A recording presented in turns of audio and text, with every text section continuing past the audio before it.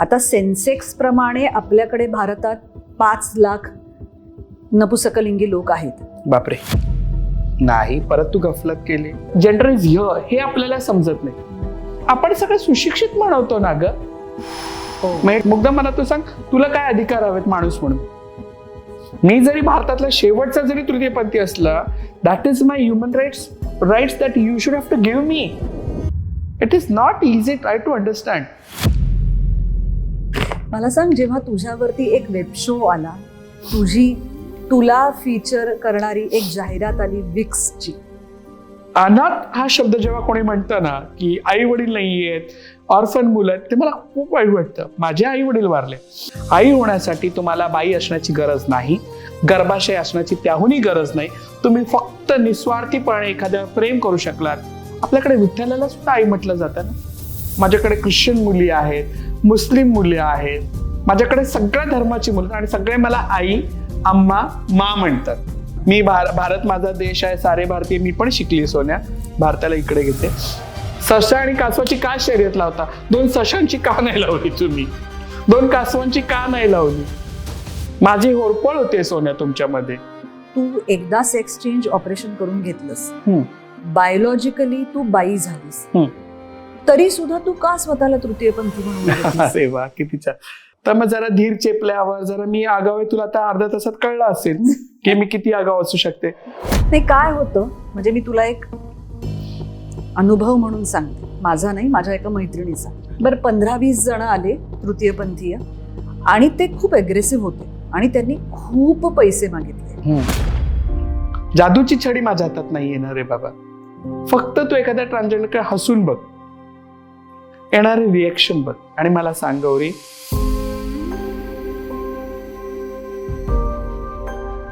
तर आजचा हा भाग तुमच्याकडे घेऊन आले आहेत Lokmanya multipurpose cooperative society limited. 30 वर्षांची विश्वासार्ह परंपरा. आणि तुझ्यासाठी अजून एक गिफ्ट आहे आमच्या बर्वा स्किन थेरपीकडनं. हे वा, बर्वा स्किन. यांचं ना गाईच्या तुपापासून बनवलेले हे असतात, प्रोडक्ट्स असतात. हो, मी बर्वाचे काजळ घेतलेलं आहे, त्यामुळे हॅपी. थँक्यू बर्वा. सर्व वयोगटातल्या लोकांसाठी असतात, त्याच्यामुळे तुझ्या पोरांनाही कधीतरी हे लावायला अजिबात. अच्छा, मुलांना सुद्धा वापरतात. आणि अगदी नाजूक त्वचेसाठी सुद्धा असतात, त्यामुळे नक्की वापर. ठीक आहे, नक्की. थँक्यू. आज मी ही जी साडी नेसली आहे ती आहे प्रथा सारीजची. आणि आज मला अजून एक साडी मिळणार आहे. नाही, 2 आहेत खरं तर. एक माझ्या गुरुनी पाठवली आहे.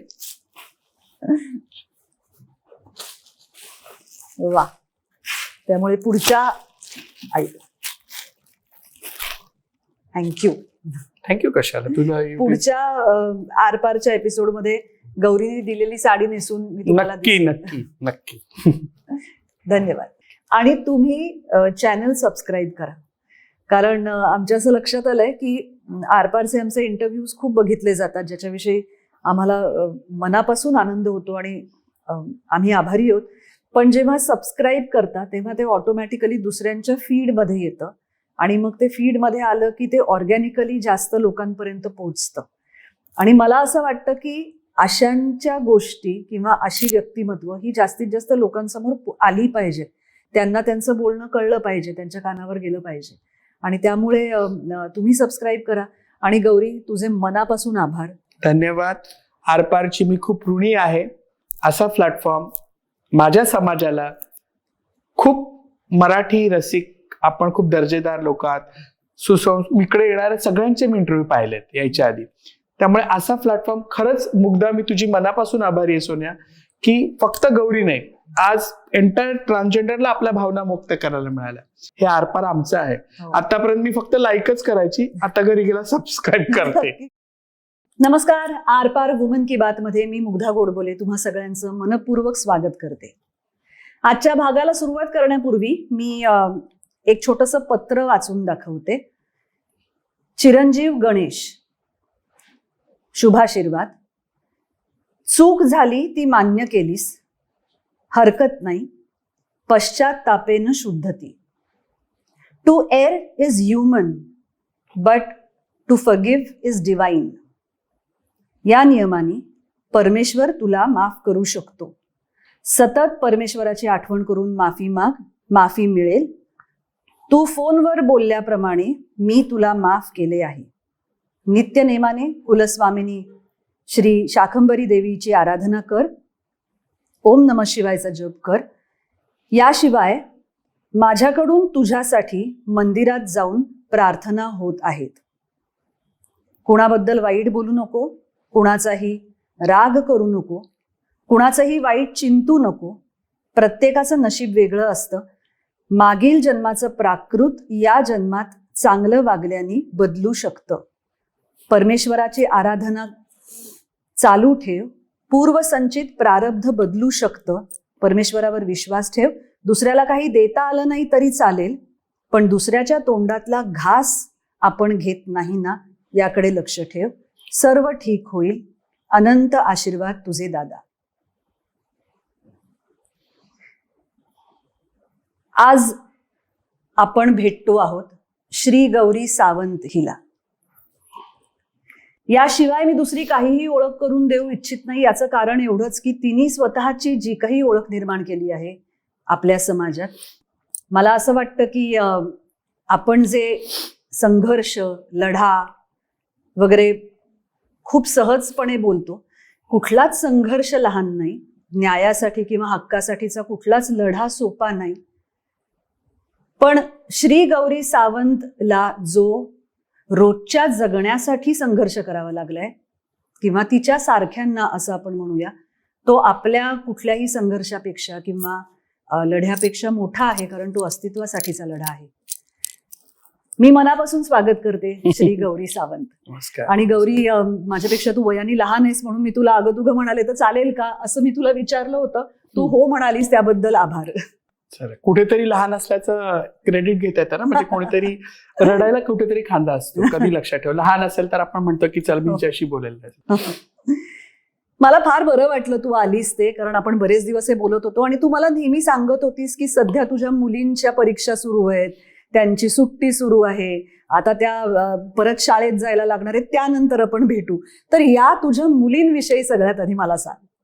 8 महिन्यापासून तू माझ्या टच मध्ये आहे. हो, 8 महिने म्हणजे 7वा ओलांडून 8वा लागलाय. म्हणजे 8वा. मला म्हणजे प्रेक्षकांना सांगायचं की आमच्याकडे एक जण यावी यासाठी आम्ही खूप प्रयत्न करतो. 8 महिने मी गौरीचा पाठपुरावा करत होते, पण मला आनंद आहे की ती आज यायला तयार झाली. हा, आणि अशा कार्यक्रमाला नाही येऊन सांगतो कोणाला असं म्हणतात, कारण की हा कार्यक्रम मी पाहिलाय आणि इथे हे व्यासपीठ आहे आणि जिथे मनातल्या गोष्टी लोकांपर्यंत पोहोचवता येतात. म्हणजे आरपार जसं तुझं नाव आहे, कट्यार काळजात घुसल्यासारखं आहे ते, है ना. आणि सोन्या ते कळू शकतं. पारदर्शकता आहे आणि सहजासहजी मी हल्ली कुठे जात नाही, म्हणजे ते उगाच असं नाही, पण फायदा नसतो. पण मी तुमचे सगळे एपिसोड्स बघते आणि एवढे मोठ्या लोकांमध्ये मग नंतर कधी कधी मला स्वतःची लाज पण वाटायची, किंवा म्हणजे आपण काय म्हणतो त्याला, लाजायची, किंवा ते असं की एवढ्या लोकांमध्ये आपण काय बोलणार, आपण काय आहे ना. एवढे मोठे सेलिब्रिटीज आहेत, एवढ्या वेगवेगळ्या क्षेत्रातले. तुझ्या मला वाटतं आईची पण तू इंटरव्ह्यू केली होती. सो मी ते सगळे बघितले आणि मग एकदा सुरू केलं की ते मी 2-3 वेळा चहा किंवा कॉफी पीत मग ते बघूनच उठते. मला असं नाही की स्क्रोल करायची. त्यामुळे मी सगळं पाहिलेलं आहे.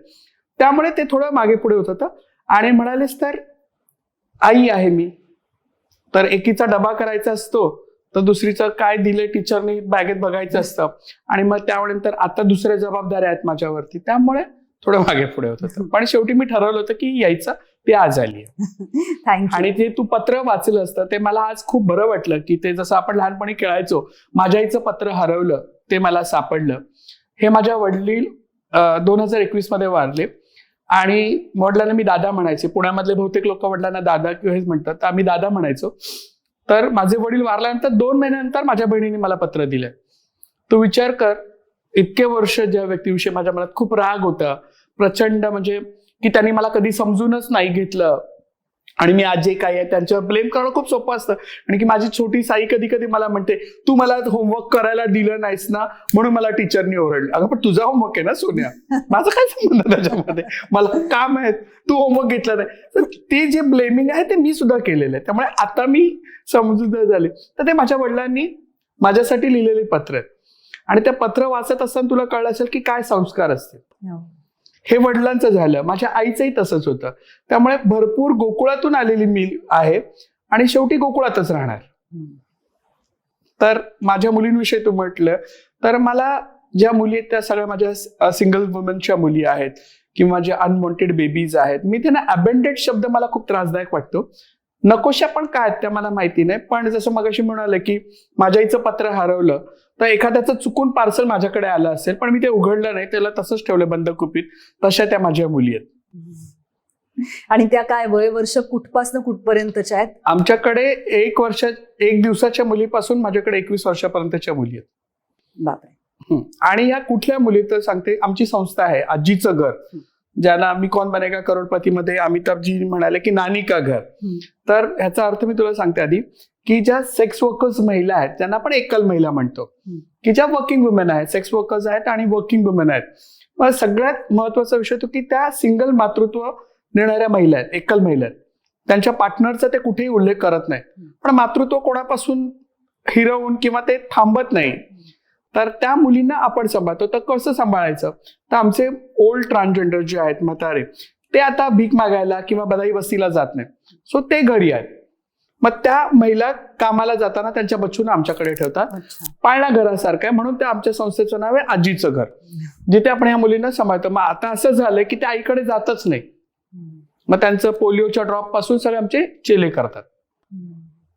पण मग त्यांचा खर्च तुम्ही कसा म्हणजे ह्या आजीच्या घरातून जे उत्पन्न होतं ते आमचं कम्युनिटी मदत करतात, माझे शिष्य मदत करतात किंवा काही फ्रेंड सपोर्ट आहे ते मदत करतात. कारण की सेक्स वर्कर म्हटलं की तो टॅबू आहे ना, आणि लोकांचं फार वेगळा दृष्टिकोन. त्यामुळे आम्ही कोणाकडे अप्रोच नाही केलं.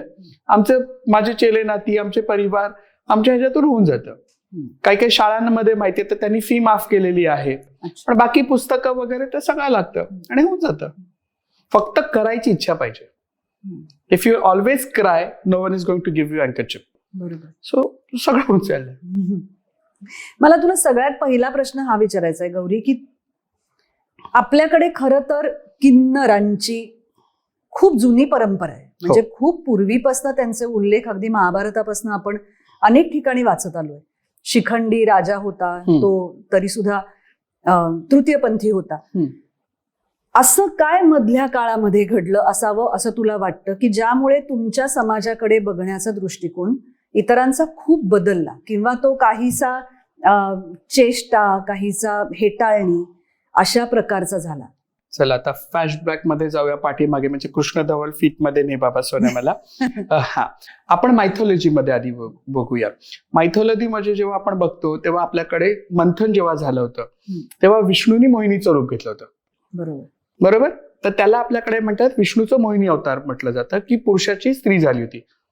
हा मोहिनी अवतार फर्स्ट आहे. आणि त्याच्याही आधी ब्रह्माची 2 मुलं किन्नर होती. ते मायथॉलॉजी मध्ये लिहिलेलं आहे. एवढंच कशाला, आपले जे ग्रह आहेत, ग्रह त्यातला एक ग्रह नपुंसक आहे. तुला माहितीये?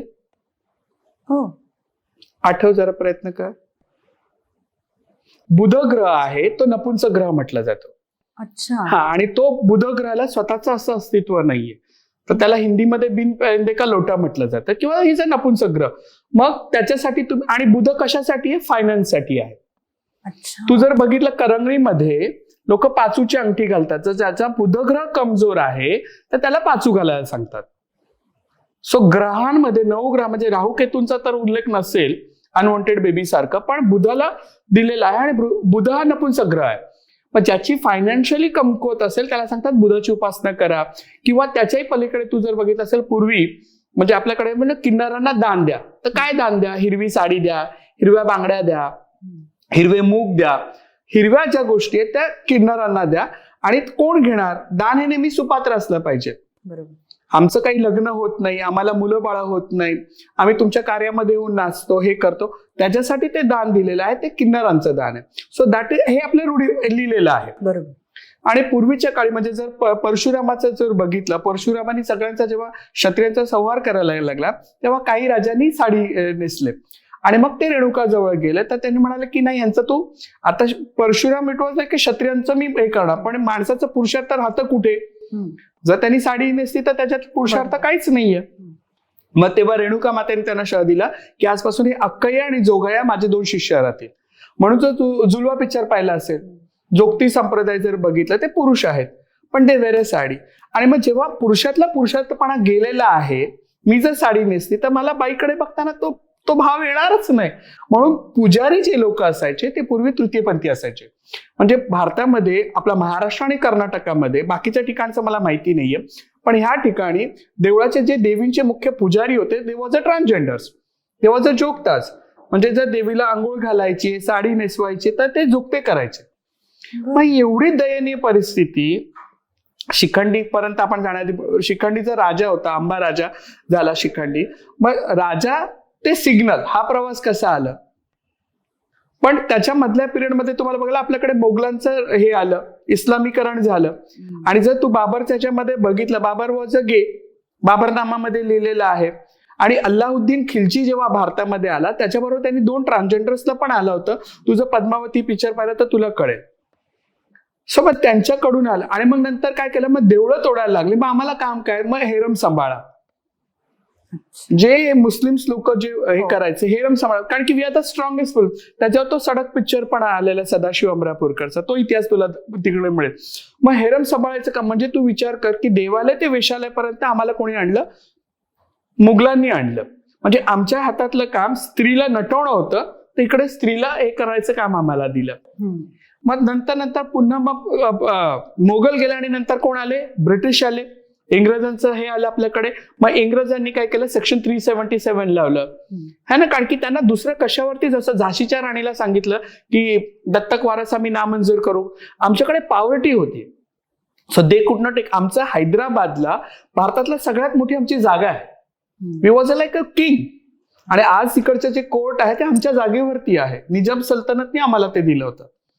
सो राजाश्रय होता. म्हणजे जेव्हा सैनिक लोक युद्धावरती जायचे तेव्हा राण्यांकडे कोण राहणार, तेव्हा तर काही मीडिया नव्हता, दुसरे काही चॅनल्स तर नव्हते, तर राण्यांना कोण सांभाळायचं, तर ट्रान्सजेंडर्स. डान्स वगैरे सगळं पकाना, जेवण वगैरे करणं. आणि मग ब्रिटिश आल्यानंतर त्यांनी आमच्यावर ऍक्ट लावायला सुरुवात केली. मग ट्रायबल ऍक्ट्स असतील, दुसरे सगळे गुन्हे लावायला लागले की एका राज्यातून आम्ही दुसरीकडे नाही जाऊ शकतो. मग आम्हाला क्रिमिनल कॅटेगरीमध्ये टाकलं. आणि दॅन दे कन्सिडर ॲज सेक्शन 377 वगैरे ते ऍक्ट लावायला लागले. आणि मग इंग्रज गेले. त्याच्यानंतर आत्ताची परिस्थिती काय, मग ते आणखीनच, म्हणजे मग आता राजाश्रय गेला, मोगलांनी आम्हाला ते ठेवलं होतं, तेही गेलं. मग आता नंतर आम्हाला सिग्नलवरतीच उभं राहायला लागणार. शेवटी पोट आहे. बरोबर. मला असं वाटतं कुठेतरी की म्हणजे आपल्याकडे ना पूर्वीपासनं मनोरंजन करणारे लोक यांच्याकडे बहुतेक फार बऱ्या नजरेने बघितलं जात नसावं. म्हणजे एकूणच आपल्याकडे तेव्हापासूनची ती परंपरा आहे की हे काय करतात, तर हे मनोरंजन करतात कुठल्या तरी पद्धतीने, म्हणजे काही फार महत्वाचं काम करत नाहीत, असा काहीतरी एक समज असावा असं मला वाटतं. म्हणजे नाही, तू जे म्हणालीस ना त्याला 50% मी दुजोरा देऊ शकते, पण 50% भीती आहे. Wien you talk about they don't look at, आम्हाला ते असं म्हणजे कलाकार म्हणून नाही बघत, देवाची माणसं. मग हे शाप देतील, मग हे टाळ्या वाजवतील, मग हे नागडेच होतील, मग मी तुला जसं मगाशी म्हणाले बुधग्रह, you don't have to spoil your mercury, तुम्हाला बुधग्रह खराब नाही करायचंय. मग तुम्ही किन्नरांना जेव्हा तुम्ही दान द्यायच्या भावाने असणार तेव्हा नंतर मी तुम्हाला हेच करणार ना. मग तो श्राप म्हणजे धर्म, जेव्हा धर्म येतो तेव्हा माणूस कुठेतरी थांबतो. बरोबर. पण धर्म जसं बदलत चालला, धर्माच्या व्याख्या बदलत चालल्या. म्हणजे पूर्वी तू बघितलं तर आपल्याकडे महिलांना एवढी आझादी नव्हती, महिला संन्यासी होऊ शकत नव्हत्या. दे कांट बी द संन्यास दीक्षा त्यांना नव्हती, they can't be the Shankaracharya. म्हणजे सगळ्या गोष्टी जरी असल्या पण आमच्याकडे फक्त एक भीती आणि राग म्हणूनच बघितलं गेलंय. मला सांग की आता सेन्सेक्स प्रमाणे आपल्याकडे भारतात 5 लाख नपुसकलिंगी लोक आहेत. बापरे. पण हे खरं तर त्याच्यापेक्षा खूप जास्त असतील असं म्हणतात. नपुसकलिंगी म्हणजे काय, तृतीयपंथी नाही, परत तू गफलत केली. हो, कारण म्हणजे ह्याच्याविषयी फार मी तुला समजून सांगते. आपल्याकडे ना वेदांमध्ये आणि ह्याच्या मनुस्मृतीमध्ये सगळं लिहिलेलं आहे. षंड, क्लिब, नपुंसका यांचे प्रत्येकाचे अर्थ आहेत. The man could be think like his orientation could be like a woman, म्हणून तो बायलाच आहे अशातला भाग नाही. He could be penetrate to women also. मग बायसेक्शुअल पण असू शकतो. म्हणजे प्रत्येकाला शब्द लिहिलेले आहेत. तृतीयपंथी नपुंसक नाही. अच्छा. नपुंसक म्हणजे जो माणूस परफॉर्मन्स करू शकत बरोबर. नाही हो. महिलेबरोबर. हो, हो. पण याचा अर्थ त्याच्यामध्ये स्त्री भावना आहेत असं होत नाही. हम्म. त्यामुळे आम्ही फक्त क्लिअर तृतीयपंथी आहोत. कैरी से आम होता है, आम से कैरी नहीं होती है. त्यामुळे आम्ही तृतीयपंथी आहोत. I was a born as a male. माझा जन्म पुण्याला गोडबोले नर्सिंग होम मध्ये झालेला आहे. आणि मी जन्माला मुलगा आली होती, हो. म्हणून माझ्या बर्थ सर्टिफिकेट वरती मगाशी पत्रामध्ये माझ्या वडिलांनी गणेशच म्हटलंय मला. 2017 म्हणजे त्यांनी ते पत्र लिहिलं होतं, पण त्याच्या आधी मी पळाली तरी आई वडिलांसाठी मी गणेशच आहे की नाही. तर मी biological I was a male, पण इकडे काही नव्हतं. जेंडर इज हिअर हे आपल्याला समजत नाही. 1982 मध्ये मला वाटतं उंबरठा आला. हो. किती गदारोळ झाला असेल जब्बार पटेलच्या फिल्म. तेव्हा फर्स्ट टाइम आशाच्यामध्ये महिलांचा समलैंगिकतेविषयी बोललं गेलं. जेल मधला तो हा प्रिझम मधल्या यांच्या स्मिता पाटील यांचा तो फिल्म आहे उंबरठा, है ना. किती म्हणजे तू विचार कर, पण ह्या विषयी बोललंच जात नाही. तर I was a born as a male, पण मी नपुंसक नव्हते. माझ्या ह्याच्यामध्ये मला लहानपणापासून उषा उत्तप, माझ्या शाळेतल्या संस्कृतची अडुलकर बाई व्हायचं होतं. मोठी टिकली, लांब मंगळसूत्र आणि मग स्वामींचं एक पेंडल, 2 सोन्याच्या बांगड्या फक्त अशा कुड्या घालून असं राहायचं होतं. आमच्याकडे कोकणामध्ये बुगड्या घालत नाही त्यामुळे ते एवढं नव्हतं. पण बुगडी मला काय घालावीशी वाटायची, शमा देशपांडे राजा गोसावींची मुलगी, त्या मालाडला आमच्या इकडे राहायच्या. Excellent lady. आणि लहानपणी आमच्याकडे एक शहा ट्रेडर्स म्हणून दुकान होतं किराणा नावाचं. त्यांच्याकडे ओमनी होती. त्या ओमनी घेऊन त्या यायच्या आणि मी त्यांना अशी बघत बसे. खूप सुंदर अशी एखाद्या देवीसारखी, एकदम खूप ग्रेसफुल आणि चकाकी वगैरे. आणि मी त्यांना तेव्हा मी पॅन्ट शर्ट वरती लहान मुलगा ना, तर त्यांनी मला एकदा डोक्यात केलं. तर मी फक्त त्यांच्या कानामध्ये त्या मोत्याच्या कुड्या. नंतर मी तेव्हा ठरवलं मी कधी साडी नेसली तर आयुष्यात मोत्याच्या कुड्या मी करणार. सो इट इज लाईक दिस. विषय म्हणजे मला हे सांगायचं की तृतीयपंथी आपण जे म्हणतो ते एका रात्रीच घडत नाही ना. नाही, म्हणजे मला असं म्हणायचं होतं की आपल्याकडे कागदोपत्री जेवढे तृतीयपंथी आहेत त्याच्यापेक्षा खरं तर समाजात खूप जास्त असणार. आपल्याकडे जनगणना झालीच नाहीये ना, सेन्सेक्स ज्याला आपण म्हणतो. तर नाही, मी आता महाराष्ट्राची इलेक्शन ड्युटी अँबॅसिडर आहे. म्हणजे महाराष्ट्रात पहिल्यांदा मला वोटरचं ह्याच्यासाठी केलं, पण ते वासरात लंगडी काही शाणा असल्यासारखं झालं. Because I am a vocal म्हणून त्यांनी मला घेतलं असेल. पण आपल्याकडे हे केलंच जात नाही. आमच्याकडे कोणी सेन्सेक्स केलंच नाही किती तृतीयपंथी आहेत. आता जर तू बघितलं की महाराष्ट्राच्या वोटर ह्याच्यावरती पूर्ण ह्याच्यामध्ये महाराष्ट्रामध्ये फक्त 5,000 तृतीयपंथी आधार कार्ड आणि त्यांचे ऍज अ ट्रान्सजेंडर रेकग्नाइज आहे. मग हा नंबर एवढा दिसतो का तुला? मग बाकीच्या राज्यातून मायग्रेट पण झालेले आहेत आपल्याकडे. आणि तृतीयपंथींचं सगळ्यात जास्त स्थलांतर होतं. मी जर इकडे राहिली तर माझ्या आई वडिलांची इज्जत जाणार. त्यामुळे मायग्रेशन भरपूर आहे आमच्याकडे. अच्छा. त्यामुळे तो नंबर तसा दिसतो की ज्यांनी, कारण की आमच्याकडे डॉक्युमेंट्सच नाही आहेत ना. तुला जर एखादी गोष्ट रजिस्टर, तुला एक आधार कार्ड केवायसी अपडेट करायची, तर what you need, PAN card, Aadhaar card. मी जेव्हा घर सोडून पळून आले तर मी माझं बर्थ सर्टिफिकेट वगैरे नाही घेतलं. बरोबर. मला फक्त तो सोन्याचा पिंजरा सोडायचा होता, आकाशी झेप वगैरे पाकरा. I want to live. पण तशाच बाकीच्या गौऱ्या कोणी आम्ही पेपर घेऊन येत नाही आणि मग ते होत नाहीत का, म्हणून तो नंबर कमी दिसतो, पण मोठा नंबर आहे. नाही, पण म्हणजे मला असं म्हणायचंय की तुला जेव्हा तुला स्वतःला ही जाणीव झाली की आपल्याला आपण आहोत त्याच्यापेक्षा वेगळं काहीतरी वाटतं, आपल्याला 4 मुलांसारखं पुरुषी कपडे घालून फिरावंसं नाही वाटत आपल्याला, तेव्हा तुझ्या आजूबाजूला असं वाटणारं अजून कोणी होतं? म्हणजे तुला असं कधी वाटलं की इतर कोणालाच आपल्यासारखं वाटत नाहीये, आपल्यालाच का वाटतंय? भीती? नाही, काहीच नव्हतं. आणि आता तर ते आलं ना मेंटल हेल्थ वगैरे, शाळांमध्ये काउन्सिलिंग वगैरे. तेव्हा काहीच नव्हतं. आणि मग ते भीती असायची. पण म्हणजे मी पहिल्यापासून वोकल असल्यामुळे माझ्या भरपूर मैत्रिणी असायच्या शाळेमध्ये आणि त्यांनी मला एक्सेप्ट केलं होतं. मुलांनी नसेल एक्सेप्ट केलं, पण मुली मला एक्सेप्ट केलं. आणि मग जसं एक दारूवाला कुठल्या एरियामध्ये गेलं की पहिलं शोधतो, किंवा तंबाखू खाणाऱ्याला बरोबर माहिती असतं कोणाकडे तंबाखू आहे. ते आपल्याला तुला मला कळणार नाही, पण जो खातो तो बरोबर त्याच्या बाजूला जाऊन कुछ है क्या, तसं आम्ही शोधतो बरोबर की कुठे आमच्यासारखी अनारकली आहे. So that how we go in the group. शोध ही जननी वगैरे ते तसं. हो, गरज ही शोधाची जननी आहे. बरोबर. मला सांग, जेव्हा तू गेल्या काही वर्षांमध्ये तुझ्या समाजाचा चेहरा तू झालीस, तू परदेशी गेलीस, तुला अमेरिकेमध्ये एका कॉन्फरन्ससाठी बोलवलं होतं, परदेशातल्या लैंगिक ओळख मिळवून देण्यासाठीच्या चळवळी आणि आपल्याकडचा हा तुमचा लढा याच्यामध्ये तुला काही फरक वाटतो? नाही, सगळीकडे सिमिलरच आहे. माणूस म्हणजे व्यक्ती तितक्या प्रकृती, आपण जसं म्हणतो, माणूस जगाच्या पाठीवर कुठेही गेला तरी राईटी आणि लेफ्टी जसं करतो तसंच आहे. तिकडे फक्त एवढंच की लोक भीक मागत नाही, तिकडे दे हॅव टू वर्क. जसं मगाशी मी म्हणाले की मला इथे धर्म आहे ना म्हणून मी मादुकरी करते, पण तिकडे पण व्हायलन्स आहेच. फक्त फिलिपिन्स किंवा बँकॉकला जर तू बघितलं शीमेल, तिकडे जरा ओपन आहे, लिबरल आहे, तिकडे एक्सेप्टेशन. पण बाकीच्या अरब कंट्रीज मध्ये नाही. युएस मध्ये वगैरे मी बघितलं की ते म्हणजे गे आणि लेस्बियन्स असतील तर इथपर्यंत ओके, पण ट्रान्सजेंडरला हॅरेसमेंट आहे, बुलिंग आहे, आणि आमच्यापेक्षा जास्त वाईट परिस्थिती त्यांची आहे. बर, इकडे तरी मी टाळी वाजवली, मी नागडी होईल तर 4 लोक माझ्या बाजूने उभे राहतील. तिकडे तसं नाहीये. आणि सर्व्हायव्हर ऑफ लाईफ म्हणून तिकडे मग डायरेक्ट हे आहे. त्यामुळे ती परिस्थिती खूप खराब आहे. मी भारताला रिप्रेझेंट करायला मी HIV एड्स मध्ये काम करते, सखी 4 संस्था.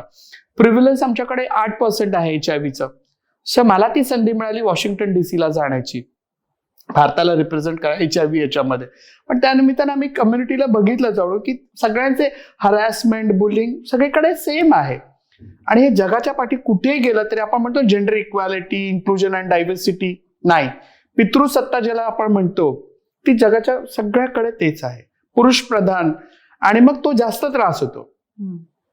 म्हणजे मी नेहमी सांगत असते की मला ते सोपं होतं बाहेर येऊन बाई येऊन फिरणं, पण मी नेहमी म्हणते मी जर मुलगी असते तर मला मुलगा होऊन दिलं असतं का? त्या सगळ्या गोष्टी आहेत ना. तर बाहेरची परिस्थिती खूप भयान आहे. तिकडे काही त्यांना हे नाहीये. आणि एशिया पहिला आपला आहे की जिथे ट्रान्सजेंडर रेकग्नाइज झालं. 2014 मध्ये आम्ही सुप्रीम कोर्टात गेलो तर भारताने पहिल्यांदा आपल्याला थर्ड जेंडर फक्त रेकग्नाइज केलेलं, बाकी अधिकार काही दिले नाहीयेत. तुम्हाला आता मतदानाचा अधिकार आहे, फक्त मतदानाचा अधिकार आहे ना, मला वाटतं 2008-9 पासून मतदान. तेच सांगते ना मी, ते इलेक्शन ड्युटी अँबॅसेडर. फक्त मतदानाचा एक अधिकार आहे. माझं मत फक्त त्याच्यासाठी व्हॅलिड आहे, बरोबर. बाकीचे मला अधिकार कुठे दिलेत? मला प्रॉपर्टी राईट्स नाही दिलेत, मला दत्तक मुलाला घ्यायला अधिकार नाही दिलाय, मला विवाह करायचा म्हणजे. आणि असं पण विचार, तुम्हाला काय काय अधिकार दिलेत? मुग्धा मला तू सांग, तुला काय अधिकार हवेत माणूस म्हणून? That I say I deserve. How could the question come की तुम्हाला काय हवंय? मी तर म्हणत नाही ना मला एलियन सारखे पंख द्या आणि मला आकाशात उडू द्या. मी एलियन नाहीच आहे. What you deserve as a human, मला तेच हवंय. पण मला ह्याचं आश्चर्यच वाटतंय खरंच गौरी की एवढ्या वर्षात काय कागदोपत्री हे दिलेलेच नाहीये. नाही, फक्त वोटिंग अधिकार आम्हाला दिलेले आहेत. 2014, आज 10 वर्ष झाली सोनिया, आम्हाला कुठलेच अधिकार दिलेले नाहीयेत. मागच्या वर्षी माझे वडील वारले तेव्हा माझ्या मोठ्या भावाने केस केलं की हा तृतीयपंथीला प्रॉपर्टी देणार नाही म्हणून. त्यांनी सांगितलं हा मेलेला आहे गणेश सावंत आमच्याकडे. मग आता आमची लढाई चालू आहे प्रॉपर्टी राईटसाठी. It is not easy, try to understand. मग आता हिंदूला प्रमाणे पण ट्रान्सजेंडर प्रोटेक्शन ऍक्ट मध्ये आम्हाला दिलेला आहे अधिकार की मी जर एखादी गोष्ट माणूस म्हणून पण घेऊ शकते, मुलगी म्हणून पण घेऊ शकते. ट्रान्सजेंडर प्रोटेक्शन ऍक्ट आहेत, हे लोकांना समजलं पाहिजे. पण मला वाटतं की आता महाराष्ट्रामध्ये आपण पोलीस भरतीसाठी 28 मुलींनी चेंडू फेक केलं, लिखाणामध्ये पास झाल्या. 4 वर्ष झाले त्यांना नोकऱ्याच देत नाहीये तुम्ही.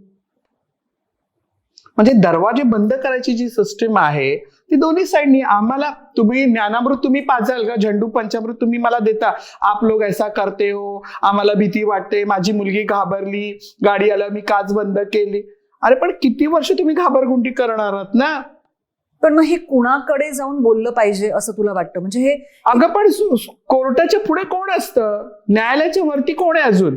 सुप्रीम कोर्टाने तुम्हाला मान्यता दिलेली आहे, GR तरी तुम्ही द्यायला तयार नाही आहात ना. कोर्टाने त्याचं काम केलेलं आहे. मग आता कोर्टाचा अपमान नाहीये का? ट्रान्सजेंडर्सला सगळे अधिकार, नोकरी दिली पाहिजे, शिक्षण दिलं पाहिजे, एज्युकेशन असलं पाहिजे. शिक्षणाचं बाळकडू तुम्ही आम्हाला दिलं तर मग मी काम करेन. पण जर शिकून जर आम्हाला नोकरीच मिळाली नाही, मग मी सिग्नलवर दिसते तर तुम्हाला त्रास होता कामा नये. बरोबर. मला पोलीस भरती द्या, त्याच गाडी पुढे कालपर्यंत मी तुमच्या समोर टाळ्या वाजवत होती. आज तुमचं लायसन्स चेक करेल, तुमची POC चेक करेल, तुमचे LIC सगळं नीट आहे का नाही बघेल. पण द्यायलाच तुम्ही तयार नाही आहात. कदाचित वोट बँकर कमी असेल म्हणून. किती पक्षांनी आम्हाला लोकांना हे उभं केलंय लीडर म्हणून, कोणी नाही दिलंय. सगळं वोट बँकेचं हे आहे ना. पण न्यायालयाने त्याचं काम केलं आहे. GR असून सुद्धा जर गव्हर्नमेंट देत नसेल तर आम्ही कोणाकडे जायचं ते सांगा.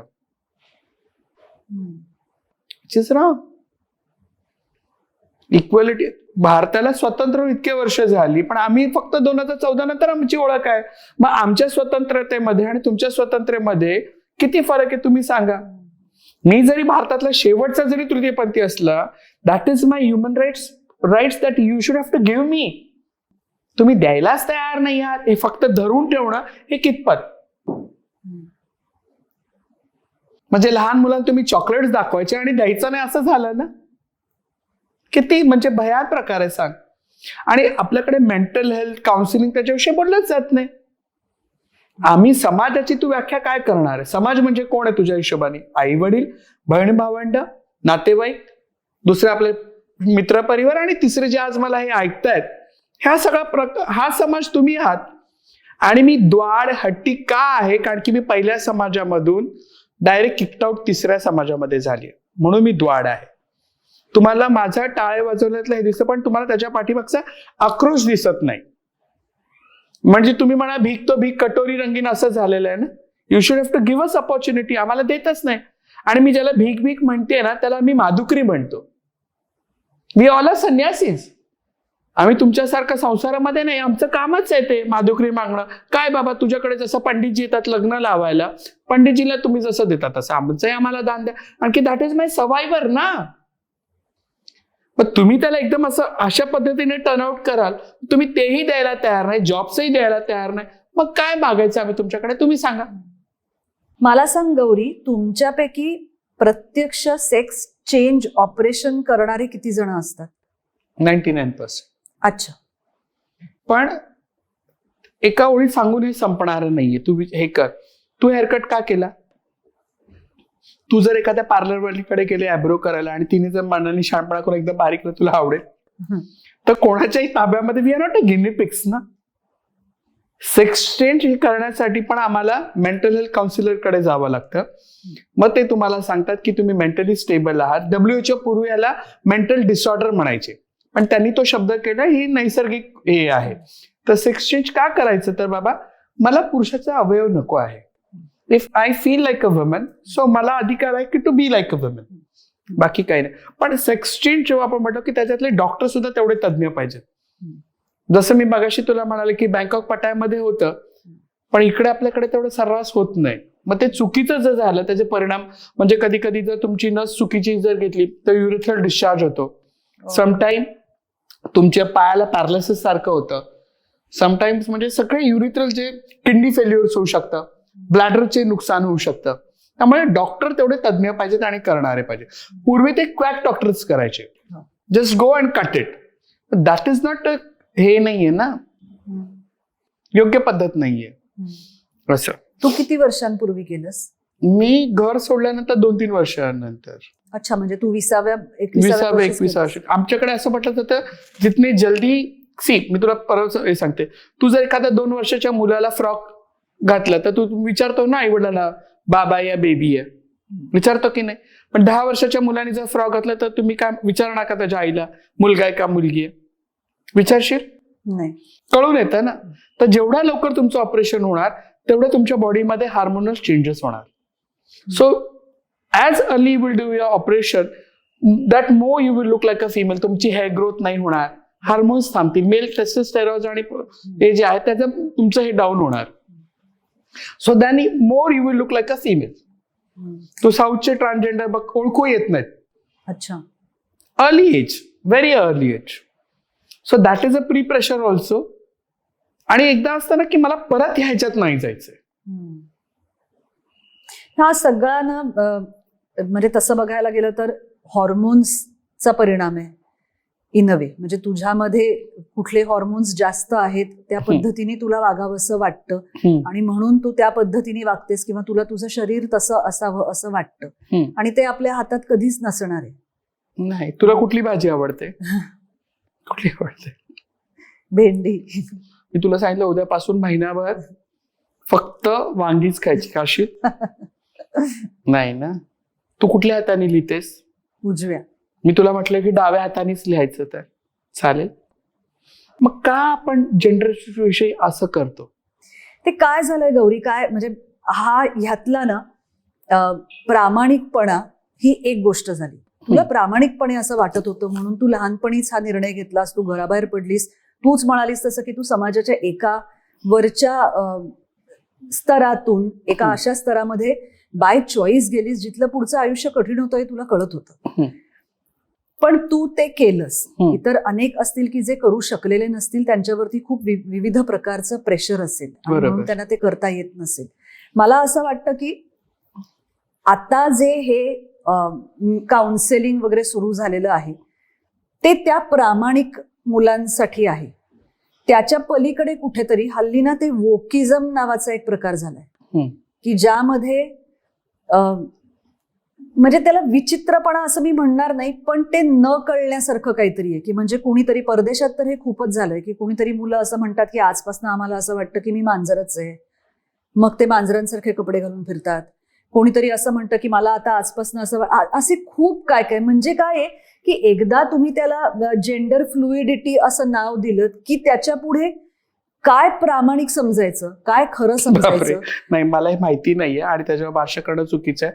पण मला बाई व्हावं वाटणं आणि मला मांजर व्हावं वाटणं हे जर मी माझ्या स्वतःबरोबर करत असेल तर तुला काय त्रास आहे? ओके. व्यक्ती स्वातंत्र्य सगळ्यांना. इफ टुमॉरो, आणि मला तू सांग, जेंडर जे मगाचपासून एवढा कठीण शब्द तू वापरते, तुला वयाच्या कितव्या वर्षी कळलं की तू स्ट्रेट आहेस? Like a jalebi. Like a jalebi. Like a jalebi. तरी अजून इमृती म्हणाली नाहीये Sonali. Then you realize that you are a woman. And would you anyone give me a की स्टॅम्प आपण लिहू शकतो की आयुष्यामध्ये मी कधी लेस्बियन नाही होऊ शकत, मी कधी बायसेक्शुअल होऊ शकत नाही. जेंडरला आपण एक किन्सिल स्केल मेथड आहे की आपण कधी बघितलंच नसतं, आपण कधी तात्पडलं नाहीये. जसं ते एक सिरियल येतं ना, तो जंगलामध्ये जातो, सापाचं तोंडच काय काढतो. We never know, we never talk about desires also. आपण इकडे बसून, तुला माहितीये का आता केरळाचं तापमान काय? ज्या गावाला जायचं नाही आपण ते विचारतच नाही ना. बरोबर. तर जेंडर ही अशी गोष्ट आहे. आणि मला वाटतं लैंगिकतेविषयी जेव्हा आपण बोलायला त्याचे खंगोरीचं बघितलं ना, माझ्याकडे असे सुद्धा केसेस येतात वयाच्या, आमच्याकडे 3 महिन्यापूर्वी एक माणूस आला, चांगल्या बँकेतून तो रिटायर्ड झाला. म्हणजे वय काय असेल रिटायरमेंटला? मोठ्या मुलीचं लग्न झालं. नाव ही फील काय, I want to become a transgender. So what you will say? मग इतके वर्ष तो जे आयुष्य जगला ते दुहेरी आयुष्य होतं का? आपल्याकडे आपण बोलतच नाही. त्यामुळे कितीतरी मुलगा आहे आणि मग घरच्यांना आपण सांगतो की मग उसको इंटरेस्ट नाही औरत में, नाही शादी कर लो सब सुधर जाएगा. किंवा एखादी लेस्बियन असेल, हा काही नाही, मुलांचे कपडे घालते, लग्न झालं की सगळं होऊन जाईल, कसला टॉम काय, तुला काय करायचंय? तुम्ही विचार करा. पण ह्याच्यामुळे एका दुसऱ्या पार्टनरचं आयुष्य बरबाद, त्याच्या घराचं. मग तुम्ही आहे तसं स्वीकारलं तर कितीतरी गोष्टी बदलतील गेल्या काही वर्षात. आणि ह्या अशा केसेस खूप वाढायला. आणि मला वाटतं की हे कोणाला जबरदस्ती नाही करू शकत ना. जेंडर ही अशी गोष्ट आहे की मला वाटलं म्हणून मी साडी नेसली असं नाहीये, हे समजणं पाहिजे. आणि no one can force anyone to become like what. You can't force me to become a man, I can't force you to become a transgender. It is inside that you should have to know. आणि समाज, आपण सगळं सुशिक्षित म्हणवतो ना ग, माकडाचेच वंशज होत ना. आता मला शेपूट दिसते का कुठे, मला कुठे शिंग दिसतंय का?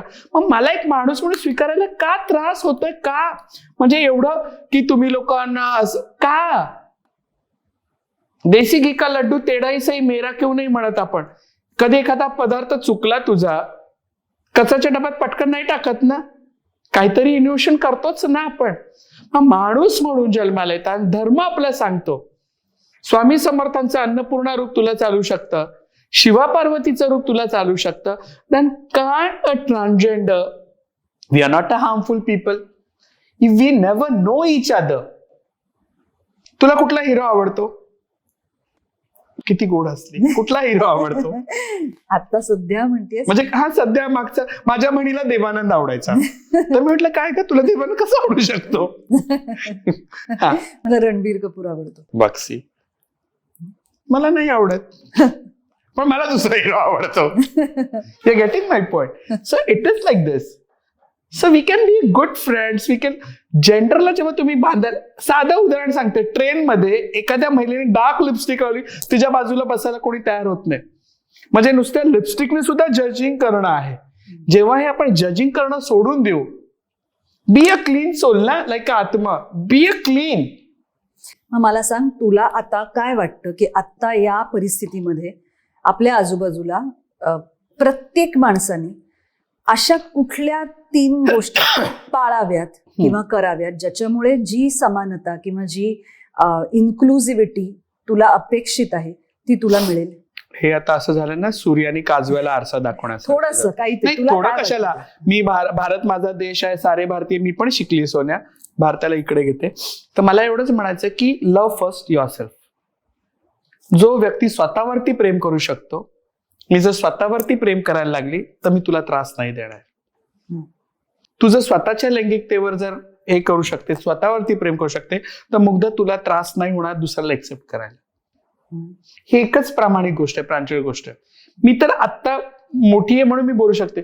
Those who are intersex babies, born intersex babies, parents त्यांना सोडून जातात आमच्याकडे, मागे पलटूनही पाहत नाहीत, त्यांचं काय दोष आहे? शाळेमध्ये आपण पुल्लिंगी, स्त्रीलिंगी, नपुंसकलिंगी शिकलो, प्रथमा, द्वितीया, Tritiya. Y can't you explain what is the meaning of Tritiya? शिक्षण शाळेमध्ये, अभ्यासक्रमामध्ये जेंडर असलं पाहिजे. शाळा ह्याच्यामध्ये असलं पाहिजे. तू तुझ्या वर्गात कधी एखादा तृतीयपंथी होता का? तुझ्या फॅमिलीमध्ये एखादा कोणी तृतीयपंथी आहे का? नाही. पण तू कधीतरी रस्त्यावर बघितलं असेल ना, तर तू प्रश्न विचारला, तू घाबरली होतीस, तुझ्या आईच्या मागे लपली होतीस आम्हाला बघू? नाही, घाबरले नव्हते, पण एक कुतूहल निर्माण होतं, हे का असं की हा रोजचाच फॅन्सी ड्रेस का चाललाय रस्त्यावरती. हो. म्हणजे मी शाळेतून यायची ना, गणपत पाटीलचं तेव्हा शनिवारी मराठी पिक्चर आणि रविवारी हिंदी फिल्म लागायचे, तेव्हा माझ्या भवानी पेठेतली मुलं माझ्याकडे असे बघायची गणपत पाटील आलं की. त्यामुळे अनाहूतपणे किंवा automatically they decided what is my future. So we should have to stop this. I could be a good teacher, I could be a good doctor. मला ऑपॉर्च्युनिटी द्या ना. आज मला तू जसं मगाशी म्हणाली हिची ओळख करून, मी कोण आहे? मी आई आहे. आज माझ्या बॅग उघडणारी लहान लहान मुलांची मी आई आहे. माझ्या 2-2, 3-3 वर्षाच्या आमच्या संस्थेतल्या प्रत्येक मुलाची आई आहे मी. आणि मी काय म्हणते, motherhood is a behaviour to love someone, to care someone, that is a motherhood. आई होण्यासाठी तुम्हाला बाई असण्याची गरज नाही, गर्भाशय असण्याची त्याहूनही गरज नाही. तुम्ही फक्त निस्वार्थीपणे एखाद्या प्रेम करू शकलात. आपल्याकडे विठ्ठलाला सुद्धा आई म्हटलं जातं ना, तसं मदरहुड आहे. आणि आज माझी जगात ओळख आई म्हणून आहे. पण मला कधी कधी ते वाटतं की माझी जगात आई ओळख आहे म्हणजे ते जसं आहे ना, की आपण कधी स्क्रोल करताना बघतो चिंपॅन्झी वाघाच्या पिल्लाला दूध पाजतं, बघितलं असेल ना, तसं मला वाटतं माझ्याकडे बघून. मुग्धा, माझ्या गुरूंनी सुद्धा, मी चेला म्हणून त्यांच्याकडे गेले तर मला मुलीसारखंच सांभाळलं. आमचं पण समाजामध्ये माझे गुरु आहेत, माझी नानी गुरु आहे, माझे चेले आहेत. We are the family. मला तुला तेच विचारायचं होतं की तुझ्या समाजामध्ये कुटुंब व्यवस्था कशी असते? म्हणजे तुमच्याकडे, तू म्हणालीस तसं तुम्ही घरात एकत्र अनेक जण राहता, पण मग तुमच्याकडे त्यामध्ये हक्कांवरनं भांडणं, कुठेतरी तुमची सुद्धा प्रॉपर्टी असेल तिच्यावरनं मालकी हक्क वगैरे हे वाद होतात?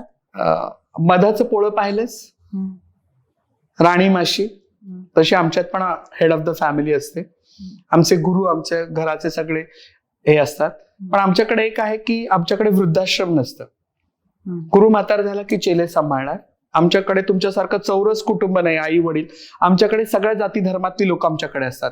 म्हणजे आमच्याकडे जातीभेदी नसतात. मुस्लिम, हिंदू, ख्रिश्चन, दलित हा प्रकार नाहीये. हिजडा आहे, हिजडा भाई आहे. माय गुरु इज तमिलियन. माझी एक चेला मुस्लिम आहे, माझी एक चेला ब्राह्मण आहे, माझी एक चेला गुजराती आहे. मग एकीचं कोकणी वडे आणि मटण होतं तर एकीकडे दाल खिचडी पण होते आमच्याकडे. मग तिची भांडी वेगळी आहेत. त्यामुळे वी आर ट्रू इंडियन्स. आमच्याकडे ते नसतं. आणि प्रॉपर्टी राईट्स आमच्याकडे गुरुनंतर चेल्याला मिळतं. पण मग आमच्याकडे असं म्हटलं जातं की गुरुनी जर 4 आणे ठेवले तर दुसऱ्या चेल्याने ते 8 आणे केले पाहिजे. आणि की आमचे रूट्स आम्ही आई वडिलांमध्ये जात नाही ना परत. मग चालणार कसं? समाज आहे आणि आमच्याकडे खूप स्ट्रिक्टली, म्हणजे स्वेटर जसं म्हणतात तसे आमचे रूल्स आहेत आमच्या समाजामध्ये. ते आम्ही ब्रेक नाही करत. पण तुमची बँकेत अकाउंट्स वगैरे सगळी हो म्हणजे तुला तुझे ऍसेट्स तुला वेगळे ठेवता येतात इतरांपासून.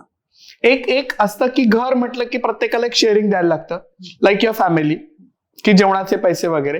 बट वी हॅव, आम्हाला प्रॉपर्टी नसतं तरी आम्ही मग सोने जास्त बनवतो. तुझं बघितलं तर बँकेत पूर्वी नसायचे, हल्ली तर बँकेने सगळं केलेलं आहे. पण मग पूर्वी आमचे ट्रान्झॅक्शन्स गोल्ड्स मध्ये इन्व्हेस्ट करायचे, की बुरा वक्त आहे का तो मी सोना बेच का, म्हणून ते गोल्ड जास्त असायचं.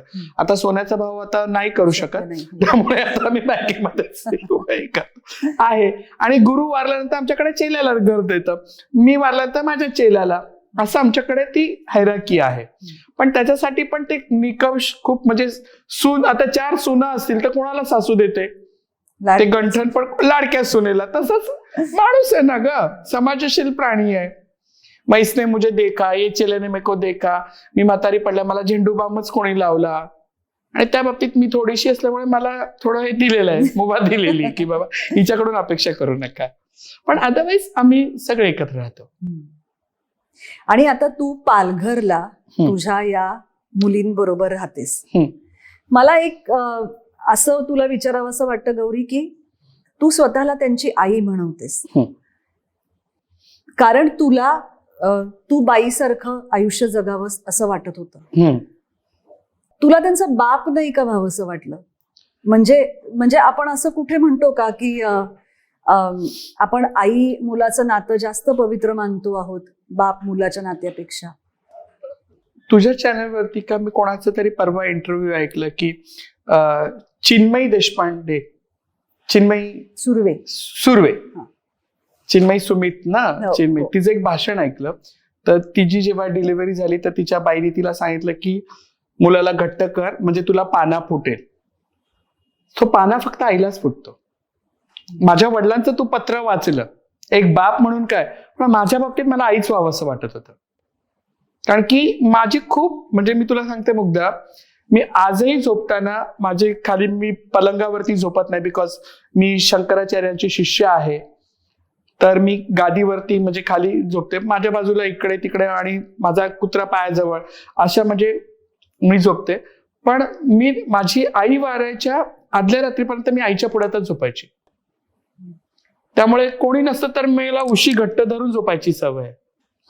आणि मला असं वाटतं की मी बापांना ब्लेम देत नाही, नाहीतर मी आईचंच नाव लावलं असतं. पण मला असं वाटतं की आईमध्ये जे ना ते दुसऱ्या कुठल्या नात्यामध्ये नसतं. तुला असं वाटतं? मला खूप वाटतं का, मी ते पण सांगते तुला. एखादं माझं बाळ जेवत नसलं ना तर मी आमच्याकडे बाउलमध्ये वरण भात साजूक तूप टाकायचं आणि त्याला भरवायचं, सोन्या मोन्या कवळा मोळा करून भरवते. आणि जेव्हा मी तो हात धुते ना तेव्हा मला तृप्तीचा आनंद येतो. That is what.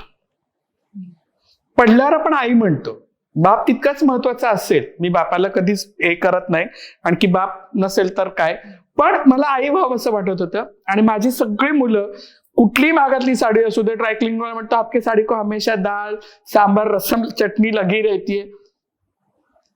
That is my certificates ना, which my all babies give me. तुला असं वाटतं गौरी, तुझी आई असती तर कदाचित ही परिस्थिती नसती, किंवा आई असती तर मी आणखीन बदललं असतं. पण मी तुला सांगू, माझी आई रत्नागिरी गणपतीपुळ्याजवळ मधून माझी आई आली. माझी आई जेव्हा आमच्याकडे पुण्याला वडिलांबरोबर आली ना, माझे 2 मामा आई बरोबर आले. माझ्या वडिलांनी रत्नागिरी सड्या मिऱ्यावरचे 4 मुलांना आणलं होतं. आम्ही 3 भावंड, मोठी बहीण, मधला भाऊ आणि मी. तर माझी आई लग्नाच्या पहिल्या वाढदिवसाला 4 मुलं होती आमच्याकडे, जी गावावरून शिकायला आणली होती. मी शाळेतून जेव्हा घरी यायची ना तर दरवाजा बिल्डिंगच्या बाहेर भरपूर चपला बघायची मला सवय.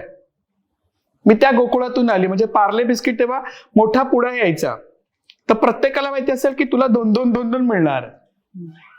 तर त्यामुळे मी गोकुळातून आले म्हणून ते संस्कार माझ्यावर असेल. मला लागतातच माणसं, मला उठल्या उठल्या अशी माणसं पाहिजेत. मला किचन मध्ये फिरायला सांगितलं माझ्या जीवावर काटा येईल. किचन म्हणजे बाई आहे पण किचन नाही, मला फक्त चहा करता येतो. आणि मी सकाळी 3:30 वाजता उठते, so I take a tea. पण म्हणून मला आणि काही द्या, मी खाऊ शकते, मी नावं नाही ठेवत. मला सांग, जेव्हा तुझ्यावरती एक वेब शो आला, तुला फीचर करणारी एक जाहिरात आली विक्सची, तालीच्या आधी विक्स आली. काय वाटलं तुला, तुझ्या समाजातल्या लोकांनी ते कसं घेतलं, त्याच्याबद्दल तुझं? बापरे, खूप भयान होतं. म्हणजे आधी माझी मोठी मुलगी गायत्री, ती सेक्स वर्करची मुलगी होती. तिची आई HIV पॉझिटिव्हनी वारली आणि अनवॉन्टेड प्रेग्नन्सी, जसं आपण म्हणतो मैं प्रेग्नेंट राहिली, तशी गायत्री माझ्या आयुष्यात आली आणि मी तिचं मातृत्व आणि ते करता करता आलं. आणि माझी मैत्रीण आहे महाराष्ट्र टाइम्सची, प्रगती बानखेडे. प्रगतीने माझ्यावर एक खूप छान आर्टिकल लिहिलं, अर्धुकातली हे, आणि त्याचं खूप छान मटामध्ये लिहिलं. आणि ते वाचून विक्सवाल्यांची तेव्हा ऍडव्हर्टाईज आली, टच ऑफ केअर, आणि मदरहुड वरती त्यांचं आलं. आणि मग त्यानंतर मी जाहिरातीमध्ये. पण त्यानंतर माझं नुकसान असं झालं की मी बाजारामध्ये गेले तर मला सवय आहे ना, 2 धनिया एक्स्ट्रा दो, है ना, 2 टमाटर ज्यादा दो, अभी लिंबू तो देना पडेगा, अरे तुम तो टीव्ही में आती हो. ते थोडे दिवस छान वाटतं, टीव्ही पे आती हो, टीव्ही पे, पण बाकी हे नाही. आणि मग त्याच्यामध्ये पिरियड गेला, म्हणजे विक्सची ऍडव्हर्टाईज गेली. आणि मग लोकांच्या मनात प्रश्न आला की मला अजूनही आठवतं की मी जेव्हा गायत्रीला घेऊन जायची तर रिक्षावाला ना काच अशी सेट करायचा. त्याच्यामध्ये असं की ये हिजड़ा ना, मैं पुलिस को बोल दूं, ये हिजड़ा बच्ची को किडनॅप करके लेके आया है. लोकांच्या मनात चुकूनही कधी येत नाही की आई असू शकते की काही असू शकते. ये बच्ची को ना गुमराह करके लेके जा रहा है, बच्ची को महंगे महंगे चॉकलेट्स दे रहा है, ये बेचेगा. एका मला रिक्षावाल्याने विचारलं कितने में बेचेगी लडकी. म्हणजे विचारच येत नाही ना. पण ह्या ऍडव्हर्टाईज नंतर लोकांचा दृष्टिकोन बदलला ना माझ्याकडे बघायचा, की ही सुद्धा आई होऊ शकते. आणि मग माझा प्रवास, मग मी सगळ्या मुलांबरोबर, मी सेक्स वर्कर्स महिलांबरोबर काम करते HIV AIDS मध्ये असल्यामुळे.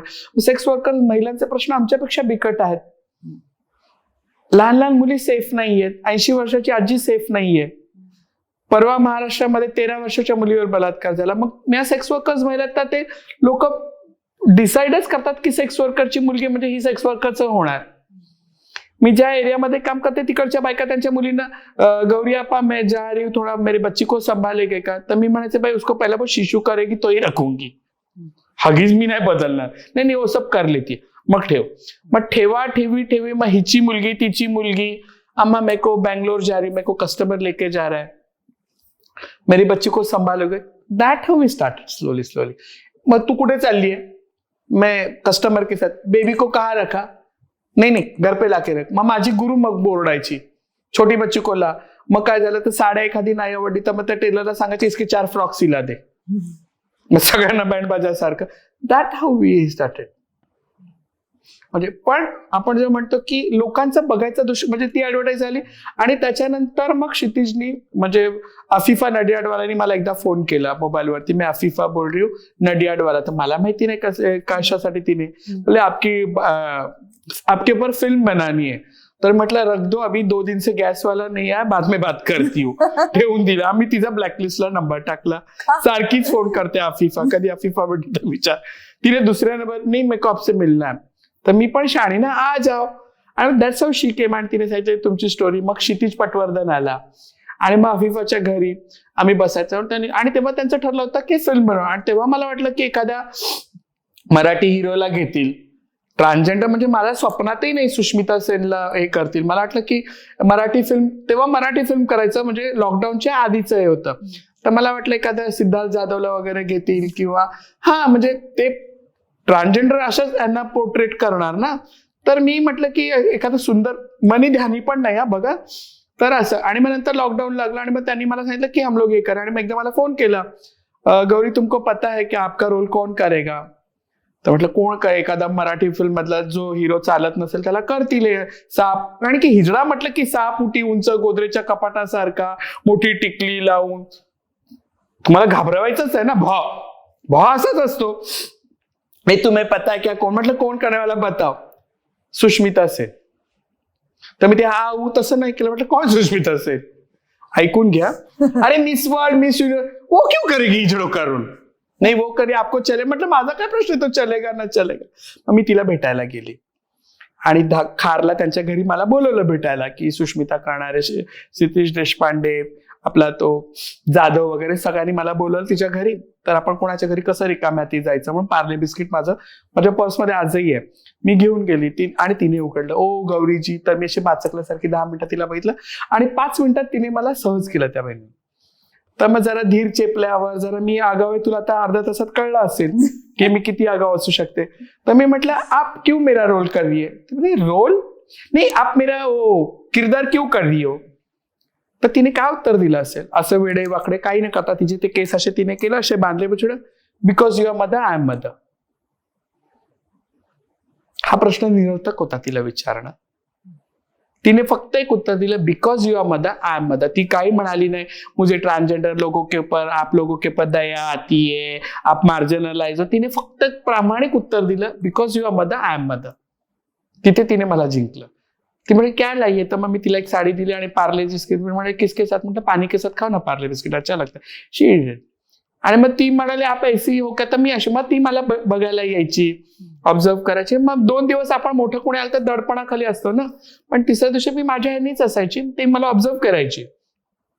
आणि मग ते ताली आली. पण तुला सांगू, ताली ही पहिली ट्रान्सजेंडरवरची बायोपिक आहे आणि विश्वसुंदरीने मलाच नाही तर माझ्या एंटायर समाजाला तिने तो मान दिलाय, कारण की प्रत्येक रस्त्यावरचा तृतीयपंथी आम्हाला सुंदरच आम्ही समजतो स्वतःला.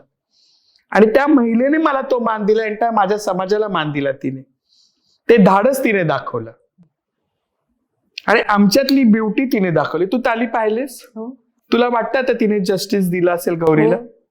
माझे मित्र मैत्रिणी सगळ्यांनी मला फोन केला, अरे काय सॉलिड काम केलंय तिने, किती छान कलाकार. बऱ्यापैकी तुझे मॅनरिझम्स घेण्याचा प्रयत्न सगळं माझी वॉक चालायची पद्धत सगळं घेतलं. म्हणजे मला ताली बघताना असं खूप मनापासून वाटलं होतं की आपल्याकडे चित्रपटांमध्ये विशेषतः जे एक चित्रण केलेलं असतं तुझ्या समाजातल्या लोकांचं, ते कायम काहीतरी एक विनोद निर्मिती करण्यासाठी किंवा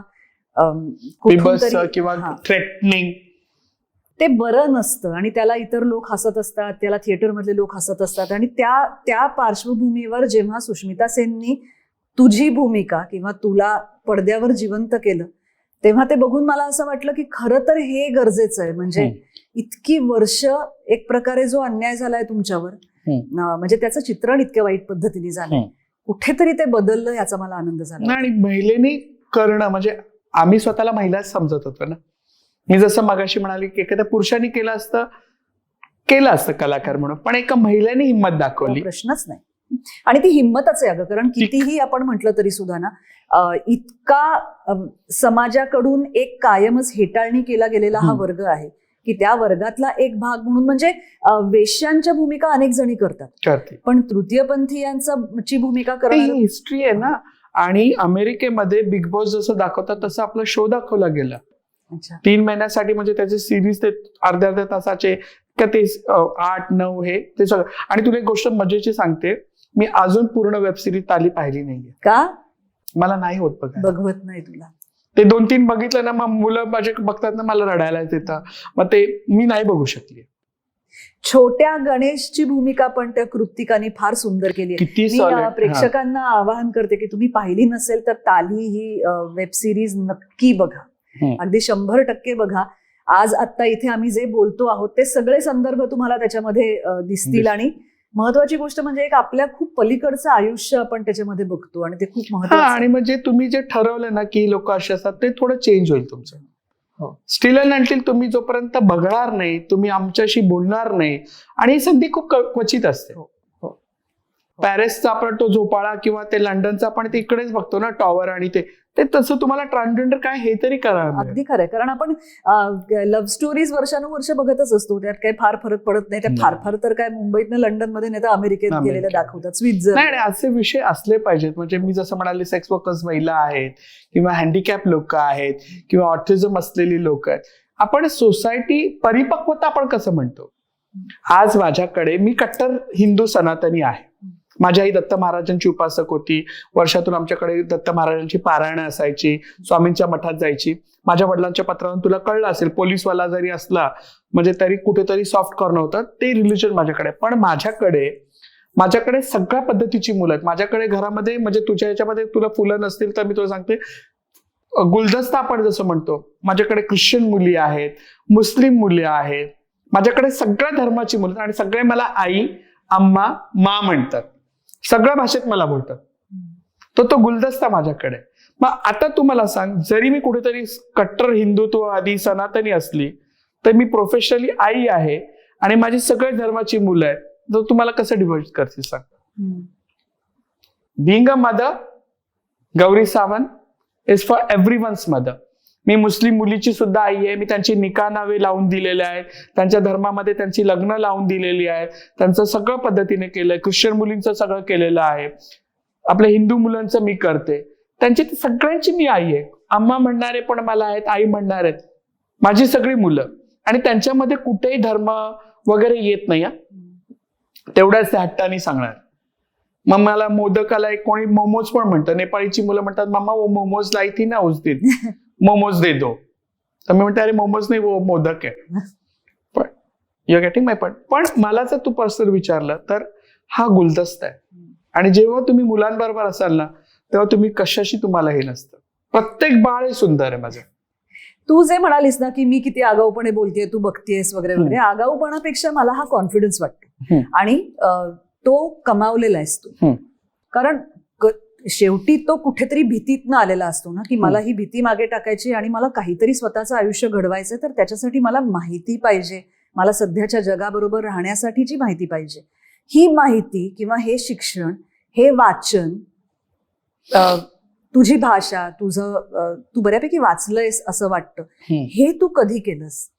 किंवा ही आवड तुझ्यात लहानपणापासून होती का, तू ती जोपासलीस, पुढे निर्माण झाली? आहे ते ब्लड मध्ये असेल, सरस्वतीचा हे असेल. म्हणजे आम्ही भवानी पेठेत राहायचो, तिकडे बऱ्यापैकी आईची मित्र मैत्रिणी सगळा मोठा परिवार होता. मग मुंबईला आलो तर आमच्या बिल्डिंगच्या समोर जयवंत दळवी राहायचे. त्यांचं आव्हान एक सिरियल आणि नाटक वगैरे, त्यांच्याकडे जाऊन त्यांची नात माझी मैत्रीण होती, प्राजक्ता दळवी म्हणून. तर जयवंत दळवींच्या इकडे मी जायची. त्यांची ती मला ते थोडं असेल, कॉन्व्हेंट शाळेमध्ये असल्यामुळे तो इंग्लिशचा थोडा हे असू शकतं. आणि मुळात माझे आई वडील सोशली होते, त्यामुळे ते बांधून ठेवायची किंवा ते असेल. आणि बाकी आपण म्हणतो ना, पाण्यात पडलं की पोहता येतच ग. आणि खरं सांगू का, मी आज खरं प्रामाणिकपणे सांगते, मी कोणासाठी नाही करत, तर गौरीला आतून खुश राहण्यासाठी. अनाथ हा शब्द जेव्हा कोणी म्हणतं ना, की आई वडील नाहीयेत, ऑर्फन मुलं आहेत, ते मला खूप वाईट वाटतं. माझे आई वडील वारले. माझे वडील शेवटी माझ्या मोठ्या भावाने त्यांना अनाथ आश्रमामध्ये ठेवलं. आणि ते वारले तर मला 8 दिवसांनी मला सांगितलं की ते काय, तर मी तिथे जाऊन काहीतरी टाळ्या वाजवेल, तमाशा करेल, प्रॉपर्टी. ती वेळ नव्हती ना. माझ्या वडिलांनी आयुष्यभर दुसऱ्यांच्या मुलांसाठी केलं आणि आयुष्याच्या शेवटी 3 महिने ते मुलं असून, हे जर माझ्या वडिलांची पत्र मला आधी मिळाली असती तर माझे वडील अनाथ आश्रमामध्ये गेले नसते ना. काय तू विचार कर, आज मी सगळ्यांसाठी आहे, मग मला ते कुठेतरी देणं आहे का नाही. स्वामी विवेकानंद म्हणतात, don't ask society what they have done for us, it is our duty to prove ourselves that what are we going to give back to the society. जन पळभर म्हणतील हाय हाय. आपलं कोणापासून काही आणणार नाहीये कोणाचं, पण डू अ वर्क. सोसायटीला आपण देणदार आहोत हे जेव्हा तुम्हाला कळेल, आज तू हे जे करतेस, तू समाजाची देणदार आहेस म्हणून तू करते. तू किती छान छान सिरियल्स लिहिते, तुझे आर्टिकल्स महाराष्ट्र टाइम्स मध्ये कधी येतात, कधी तुझ्यावर टीकाही होतात. सिरियल मध्ये तुम्ही दाखवतात बाई एखादीचा नवरा हे ते, पण तुझं ते कामच आहे ना, तू त्याच्याशी प्रामाणिक आहे ना. ते काय आहे तर मुग्धाची समाजाला असलेली बांधिलकी. तर गौरीची बांधिलकी काय, माझी मुलं सुरक्षित असली पाहिजे. मला कुठला पक्षी किंवा प्राणी आवडतो बोलशील ना, माझ्या ऑफिस उद्या कधी जर माझं ऑफिस किंवा काही झालं ना, तर मी ती कोंबडी असते माहिती, अशी पंखाखाली सगळ्या पिल्लांना घेऊन तसं मी फोटो लावणार आहे. सो वी आर ऑल, आपल्याला हे कळलं पाहिजे की आपण समाजाचा भाग आहोत. आपल्याला, मी टाळ्या वाजवते, तुम्हाला त्रास देते, तुमच्याकडे तुम्हाला ओढते, तुम्हाला त्रास देते, पण तुम्ही हे समजा की मला माझी जबाबदारी माहिती नाही. आणि ते काय आहे की हे सगळं लोकांचं कुठून तरी आपल्याकडे लक्ष जावं, आपल्या प्रश्नांकडे लक्ष जावं म्हणून तो सगळा बाह्य बटबटीतपणा आहे असं मला वाटतं. नाहीतर कसं लक्ष जाईल, नाहीतर कसं तुमच्याकडे लोक बघतील. पण का लक्ष का, म्हणजे बाळ रडल्यावरच आई त्याला जेवण देणार आहे का?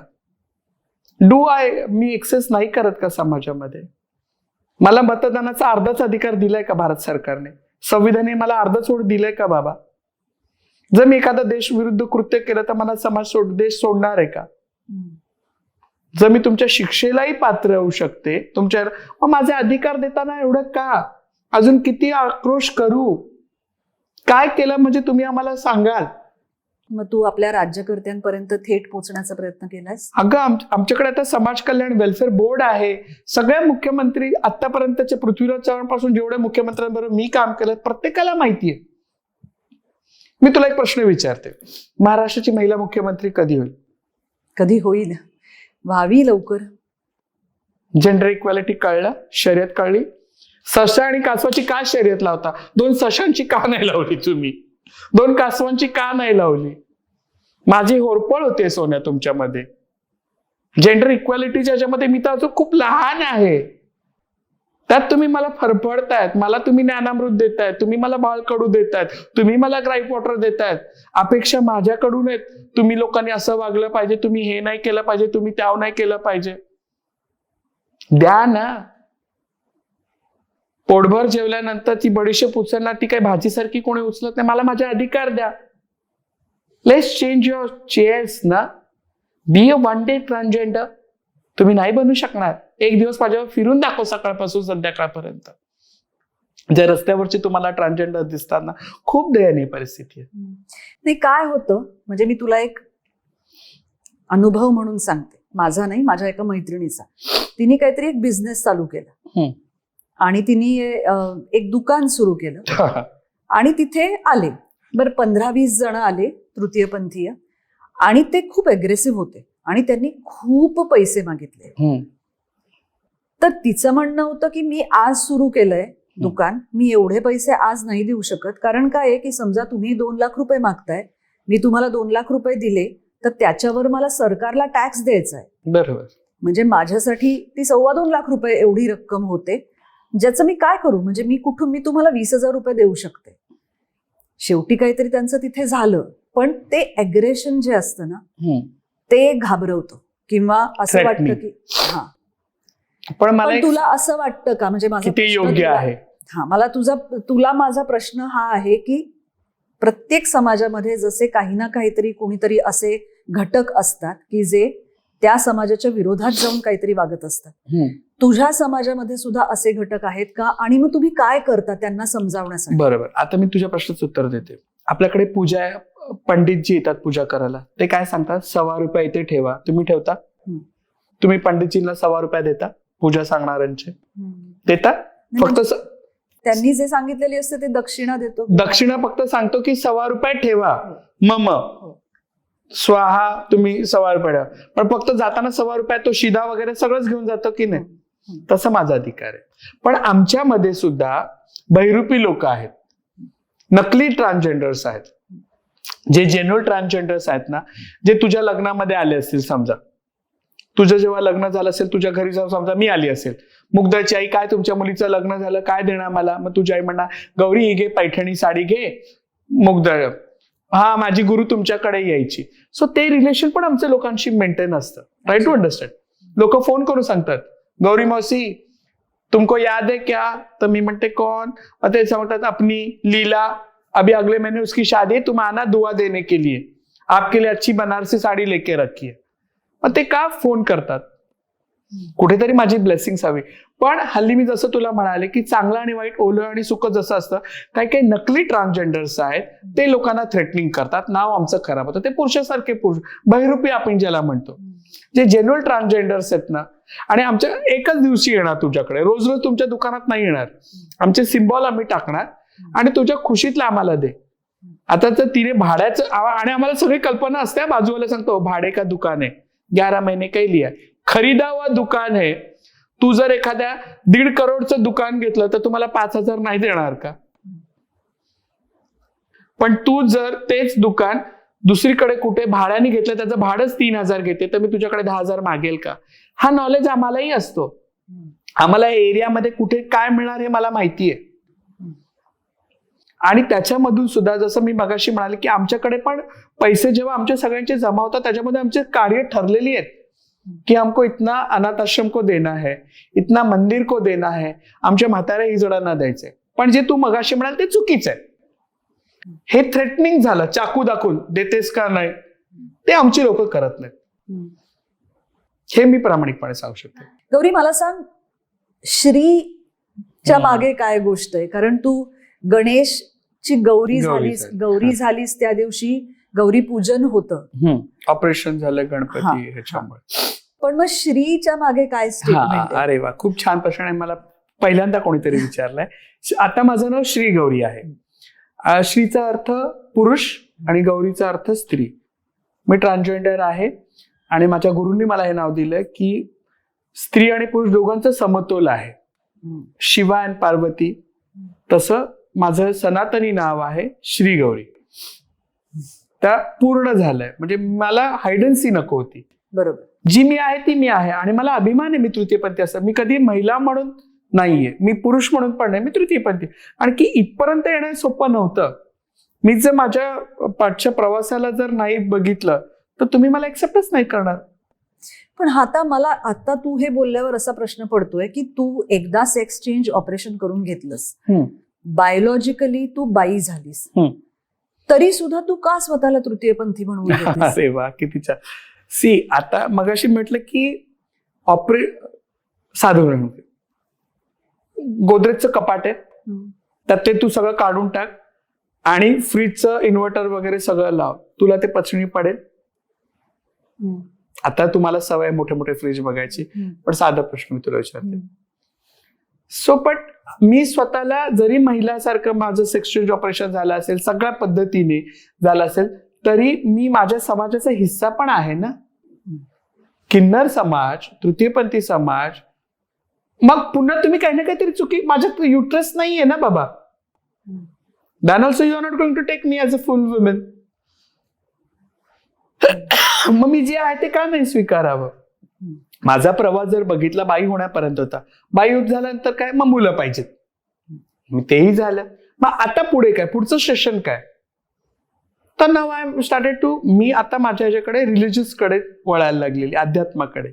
मी तुला विचारणारच होते, तुम्हाला म्हणालीस की हल्ली मी फक्त पांढरी साडी नेसते, त्याचं कारण काय? मी माझे गुरु शंकराचार्य गोविंद मठचे आहेत, गोवर्धन पीठचे, अविमुक्तेश्वरन, त्यांच्याकडे दीक्षा झालेली आहे. मला नेहमी आतून कुठेतरी वाटायचं की I have to be connect with someone. एवढ्या सगळ्या ह्याच्यामध्ये ना मी स्वतःकडे बघितलंच नाही.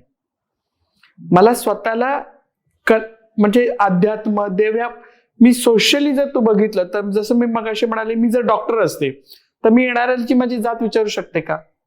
तर माझा धर्म आहे. Gauri Sawant as a social worker, transgender actress, मी सामाजिक कार्यकर्ता आहे. आणि मी सामाजिक कार्यकर्ता कुठली तर मुलांची आहे.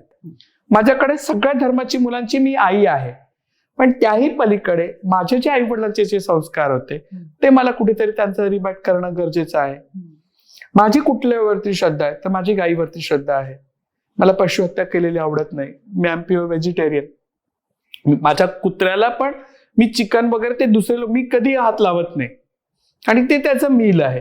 पण मी प्युअर व्हेजिटेरियन आहे. मी सकाळी 3:30 वाजता उठते तर मला देव नटवायला आवडतात.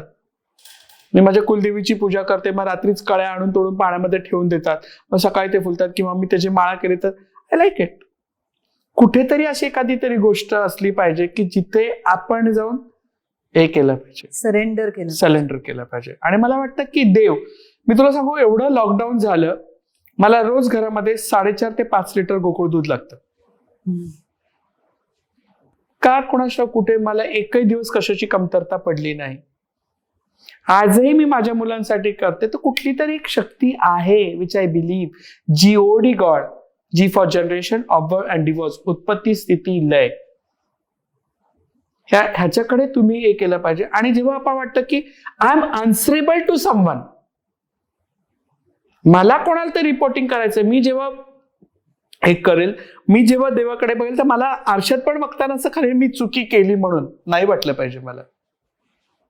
त्यामुळे पण मला सांग की कदाचित तुझ्या समाजातल्या कुणालाही नशिबाला किंवा देवाला किंवा जे काही श्रद्धास्थान असेल त्याला दोष देणं खूप सोपं आहे. मला असं का बनवलं, मला इतरांपेक्षा वेगळं का शरीर दिलं किंवा वेगळ्या भावना का दिल्या. तुला नाही कधी असं वाटलं? नाही. Nature, what you have given, what you have gotten, it is nature. कधी चुकीचं नसतं. बंद पडलेल्या घड्याळ सुद्धा 24 तासातून 2दा बरोबर असतं. जसं तू मगाशी माझ्या पत्रामध्ये वाचलं, हे तुझ्या मागच्या जन्मीचं कर्म असेल, प्रारब्ध असेल. आणि एक शेवटचं वाक्य लिहिलं होतं, कोणाला घास, कोणाचा हिसकावून घेऊ नको. ते माझ्या आईवडिलांचे संस्कार आहेत. आज मला माझे सगळी मुलं जेवल्यानंतर मी जेवते. सगळ्यांचं काही, माझं पोटही भरून जातं. वरण भात भरवताना जेव्हा हात धुतो ना, तेव्हा ती तृप्ती मला आलेली असते.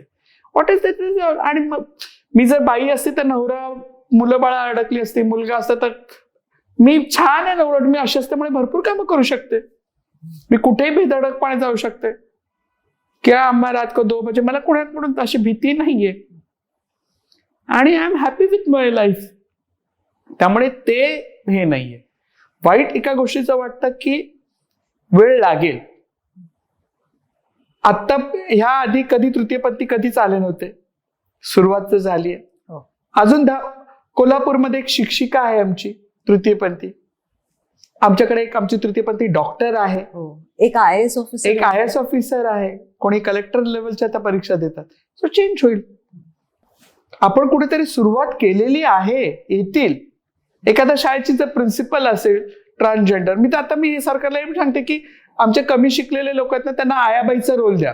2-2.5 वर्षाचं बाळ जेव्हा फर्स्ट टाइम शाळेमध्ये जाईल तेव्हा एखादी दाढीवाल्या मावशीला बघेल की ह्या मावशीला दाढी आहे, आणि मग त्याच्या मनातली भीती निघून जाईल. Start somewhere to introduce people. पण माझ्या बाबतीत म्हणाले, आता मला वाटतं की नाव, आता गौरी तू बऱ्यापैकी काम केलेलं आहे. माझी सामाजिक बांधिलकी तिथं शेवटच्या चितेवर जाईपर्यंत संपणार नाही, आई म्हणून किंवा सामाजिक हे. पण आतमध्ये कुठेतरी मला असं वाटतं की somewhere you need a peace, somewhere you need a शांतता हवी आहे. मग मी जेव्हा बघते गोहत्या बघते, मला त्याचा त्रास होतो. ज्या पद्धतीने गायींना घेऊन जातात, बांधून ठेवतात, मला तो खूप त्रास होतो त्या गोष्टींचा. असं सगळं आहे. पण आणि माझ्या आई वडिलांचं, माझे त्यांच्यासाठी पण देणं कर्तव्य आहे ना. मी माझ्या मुलांसाठी, मी मुसलमान आहे, मला मी म्हणतो, तर त्याला मी ते म्हणत नाही ना, तू मुस्लिम का बच्चा है, जब वो मुझे अम्मी कह सकता है तो वो भी मेरी औलादी है ना. पण जसं माझं काम आहे, डॉक्टरकडे येणारा पेशंट तो धर्म नाही विचारत, पण माझं डिवोशन आहे धर्माविषयी. आता मला असं वाटतं की धर्म जगला तर सगळ्या पद्धतीने जगता येईल. आणि आपला सनातनी धर्म काय शिकवतो, तर फक्त प्रेम करायला शिकवतो. वसुदेवम कुटुंबकम. आपण भारताला सुद्धा भारत माता म्हणतो. मातृरूपी आहे आपण सगळीकडे. आईची पूजा ती शाकंभरीची पूजा, ती देवी मातृशक्ती आहे. मग कालीचं रूपही म्हणा, सरस्वतीचं रूपही म्हणा. तुला काय वाटतं, तुला जी इन्क्लुझिव्हिटी अपेक्षित आहे ती आपल्याकडे अजून किती वर्षांनी होईल? किती वर्षांनी तुला ते बघता येईल? तुझं स्वप्न काय आहे? रोम किती दिवसात बांधलं गेलं होतं? Rome was not build in 1 night. You got your answer. How many years? पूर्वी ट्रान्सजेंडर्स वोटर्स नव्हते, आज टीचर. उद्याही बदलेल परिस्थिती. एखादी महिला मुख्यमंत्री होऊ द्या, एका गावामध्ये सरपंच झाला, नगरसेवक झाला, तृतीयपंथी, बदलेल सगळं. जादूची छडी माझ्या हातात नाही येणार रे बाबा. आणि ती कधी बदलेल, जेव्हा आपले जे ऐकणारे समाज माझ्यासाठी मला म्हणेल की we are with you, then it is going to change. Still it won't get. कायदे कानून पेपरमध्ये आहे. 2014 मध्ये मला माझी ओळख मिळाली. 11-12 वर्ष सुद्धा तुम्ही देत नाहीयेत.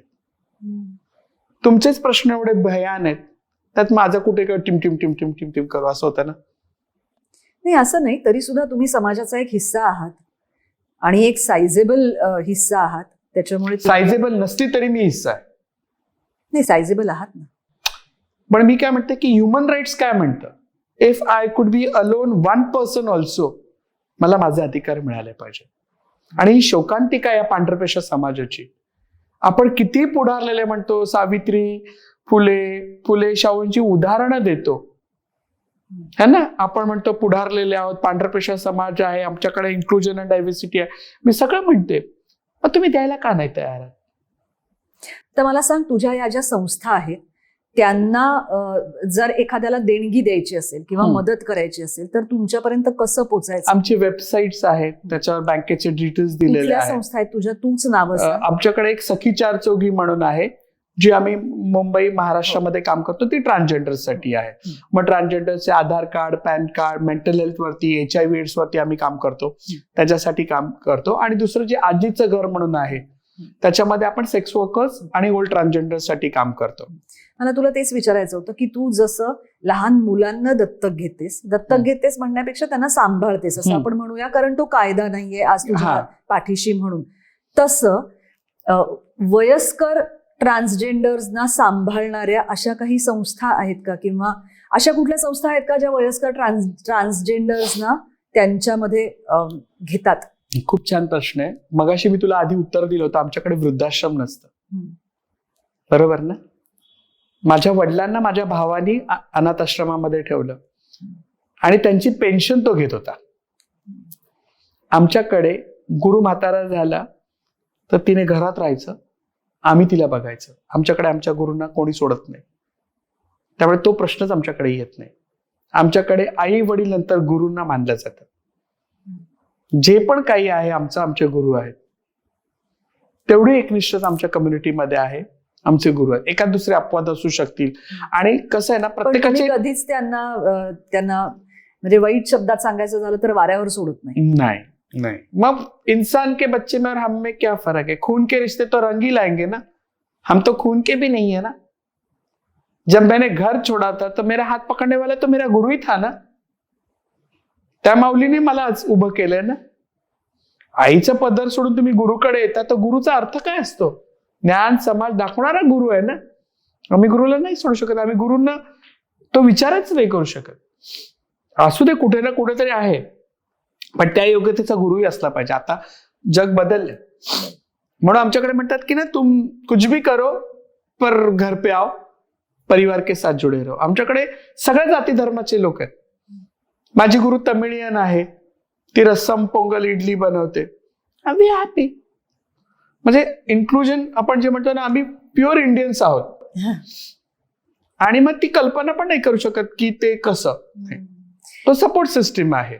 माझे चेले आहेत, ते माझ्याशी भांडतात. म्हणजे पूर्वी असंच, एखादी मी साडी एखाद्या ह्याला घातली की मग ते संध्याकाळी, अम्मा मुझे साडी चाहिए.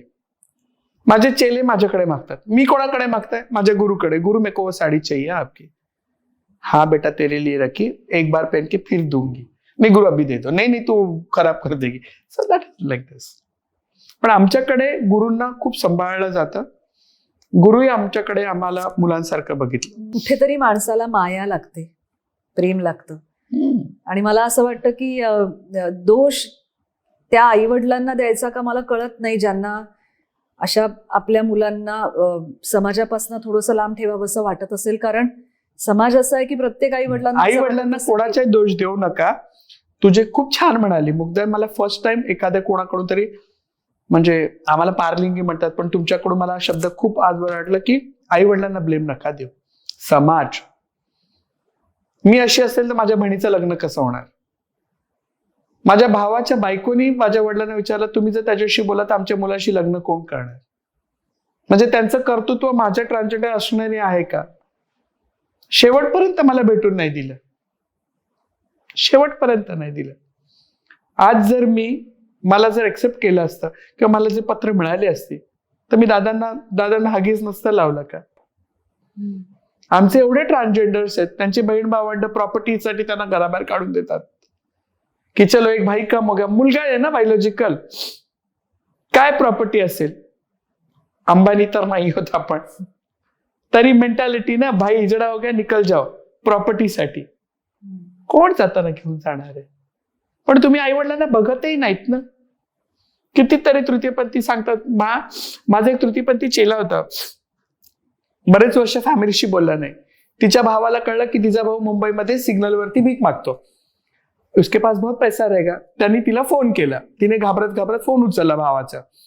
दुसऱ्या गावातल्या हिजड्याने तिला बोला तेरे भाई का फोन है. ती बोलली तो बोला मेरा शादी हो गया, मेरे को लड़की है, तुम आओ गाँव में आओ, चलो जो हो गया वो अच्छा हो गया. तर भावानी फोन केला तर साथ झालं. ती आम्हाला सांगितलं तर तो बोला की अभी उसका अगले साल शादी करने का है. सिया कसं फोन केलं. ही विचारते क्या देने का है उसको. नाही शादी करके देने का अच्छा लड़का. तर काका आहे ना किती केलं तरी तो सिग्नल वरचे 2,000-3,000 रुपये जमा करायचा की अगले साल भाई के बच्चे की शादी आहे. तिने 3.5 लाख रुपये गावाला भावाला पाठवले. आणि नंतर तिला कळलं की 2 महिन्यापूर्वीच भावाच्या मुलीचं लग्न झालं तर मला बोलवलं नाही लग्नाला.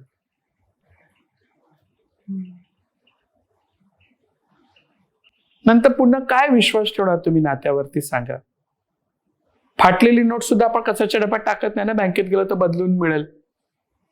आम्हाला तेही नाही, आमच्याकडे फक्त पैसा म्हणून बघितलं जातं. त्यामुळे आमच्या पूर्वीचे जे बडे बुड्ढे म्हणतो आम्ही त्यांना, वडील म्हणतात बेटा एक बार यहाँ चलाए तो उनमें नहीं जाना. वी आर सन्यासीज, वी आर साधुज, हमको उनसे कोई मतलब नहीं. वहां जाके भी रोना है तो यही रो लो ना. आमचा गुरुच आमचे आई बाप आहे, माझे चेले माझी मुलं बाळ आहेत. खूप घट्ट नातं असतं आमच्याकडे त्या बाबतीमध्ये. खरे हा एक मी म्हटलं तसं समाजाचा असा हिस्सा आहे की जिथे डोकावणं हे फक्त डोकावणंच असू शकतं. कारण कधीतरी एकदा ताली दिसते, कधीतरी एकदा तुझ्याशी बोलणं होतं, पण रोज जे आमच्या समोर येत असतात त्यांच्याकडे ते सिग्नलवरचे 2 सेकंद त्यांच्याशी काहीतरी झालेलं बोलणं, ह्या पलीकडे ना आम्ही जात ना आम्ही पण येत नाही. म्हणजे खरं तर गेलं पाहिजे खरं तर. पण मग तुला एक तू आता माझी मैत्रीण आहेस ना, तुला एक गोष्ट मी सांगते. कधी तुला एखादा ट्रान्सजेंडर दिसला ना, तू भले 10 रुपये नको देऊस, म्हणजे नको देऊ असं नाही सांगा, तुला द्यायचे असते तर दे. एक गोष्ट तर तू करू शकते, किती सुंदर स्माइल आहे तुझी, हस बरं, किती छान मोत्यासारखे दात आहेत.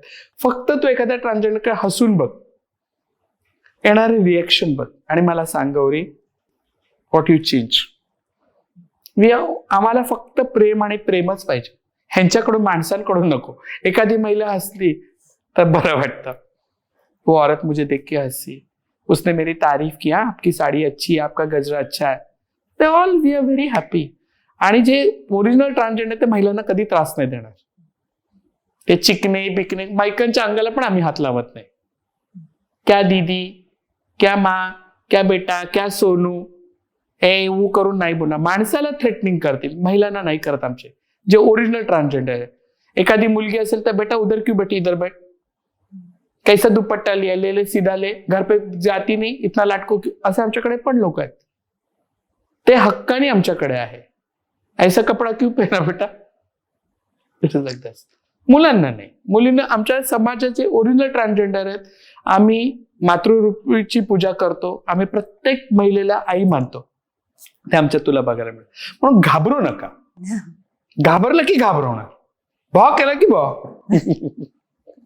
हो, नाही तुझं म्हणणं बरोबर आहे. ती भीती म्हणण्यापेक्षा ती एक दरी काहीतरी जी निर्माण झाली आहे मनात पूर्वीपासनं.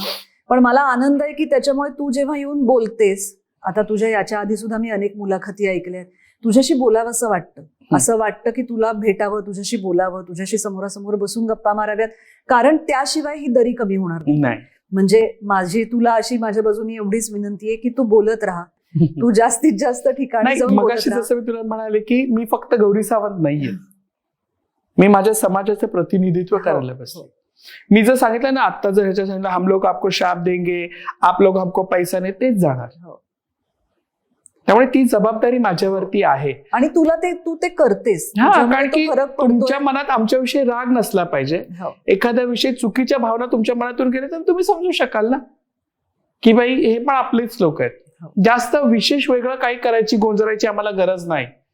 फक्त रिस्पेक्ट, फक्त प्रेमच प्रेम माणसाला बदलू शकतं. अगदी खरं.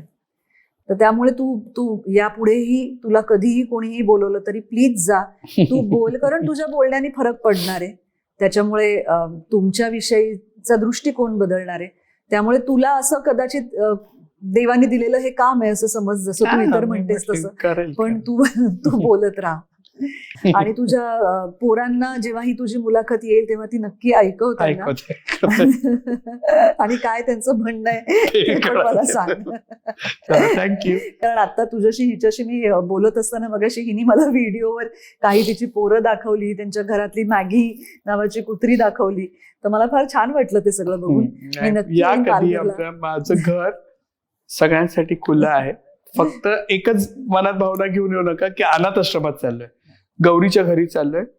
गौरीची पोरं तुमची भाची आहेत, तुमची नातवंड आहेत असं समजून माझ्या घरी वेलकम आहे. तुमच्या घरातला पसारा मी लपवत नाही, पाहुणे आले म्हणून सोप्यावरचं उचलत नाही. मॅगीला मी बिलकुल सांगत नाही की बाई सोन्या उठ, पाहुण्यांना बसू दे. You have to adjust. So you all welcome to आजीचं घर. सगळ्यांनी या, सगळ्यांचं स्वागत आहे. धन्यवाद.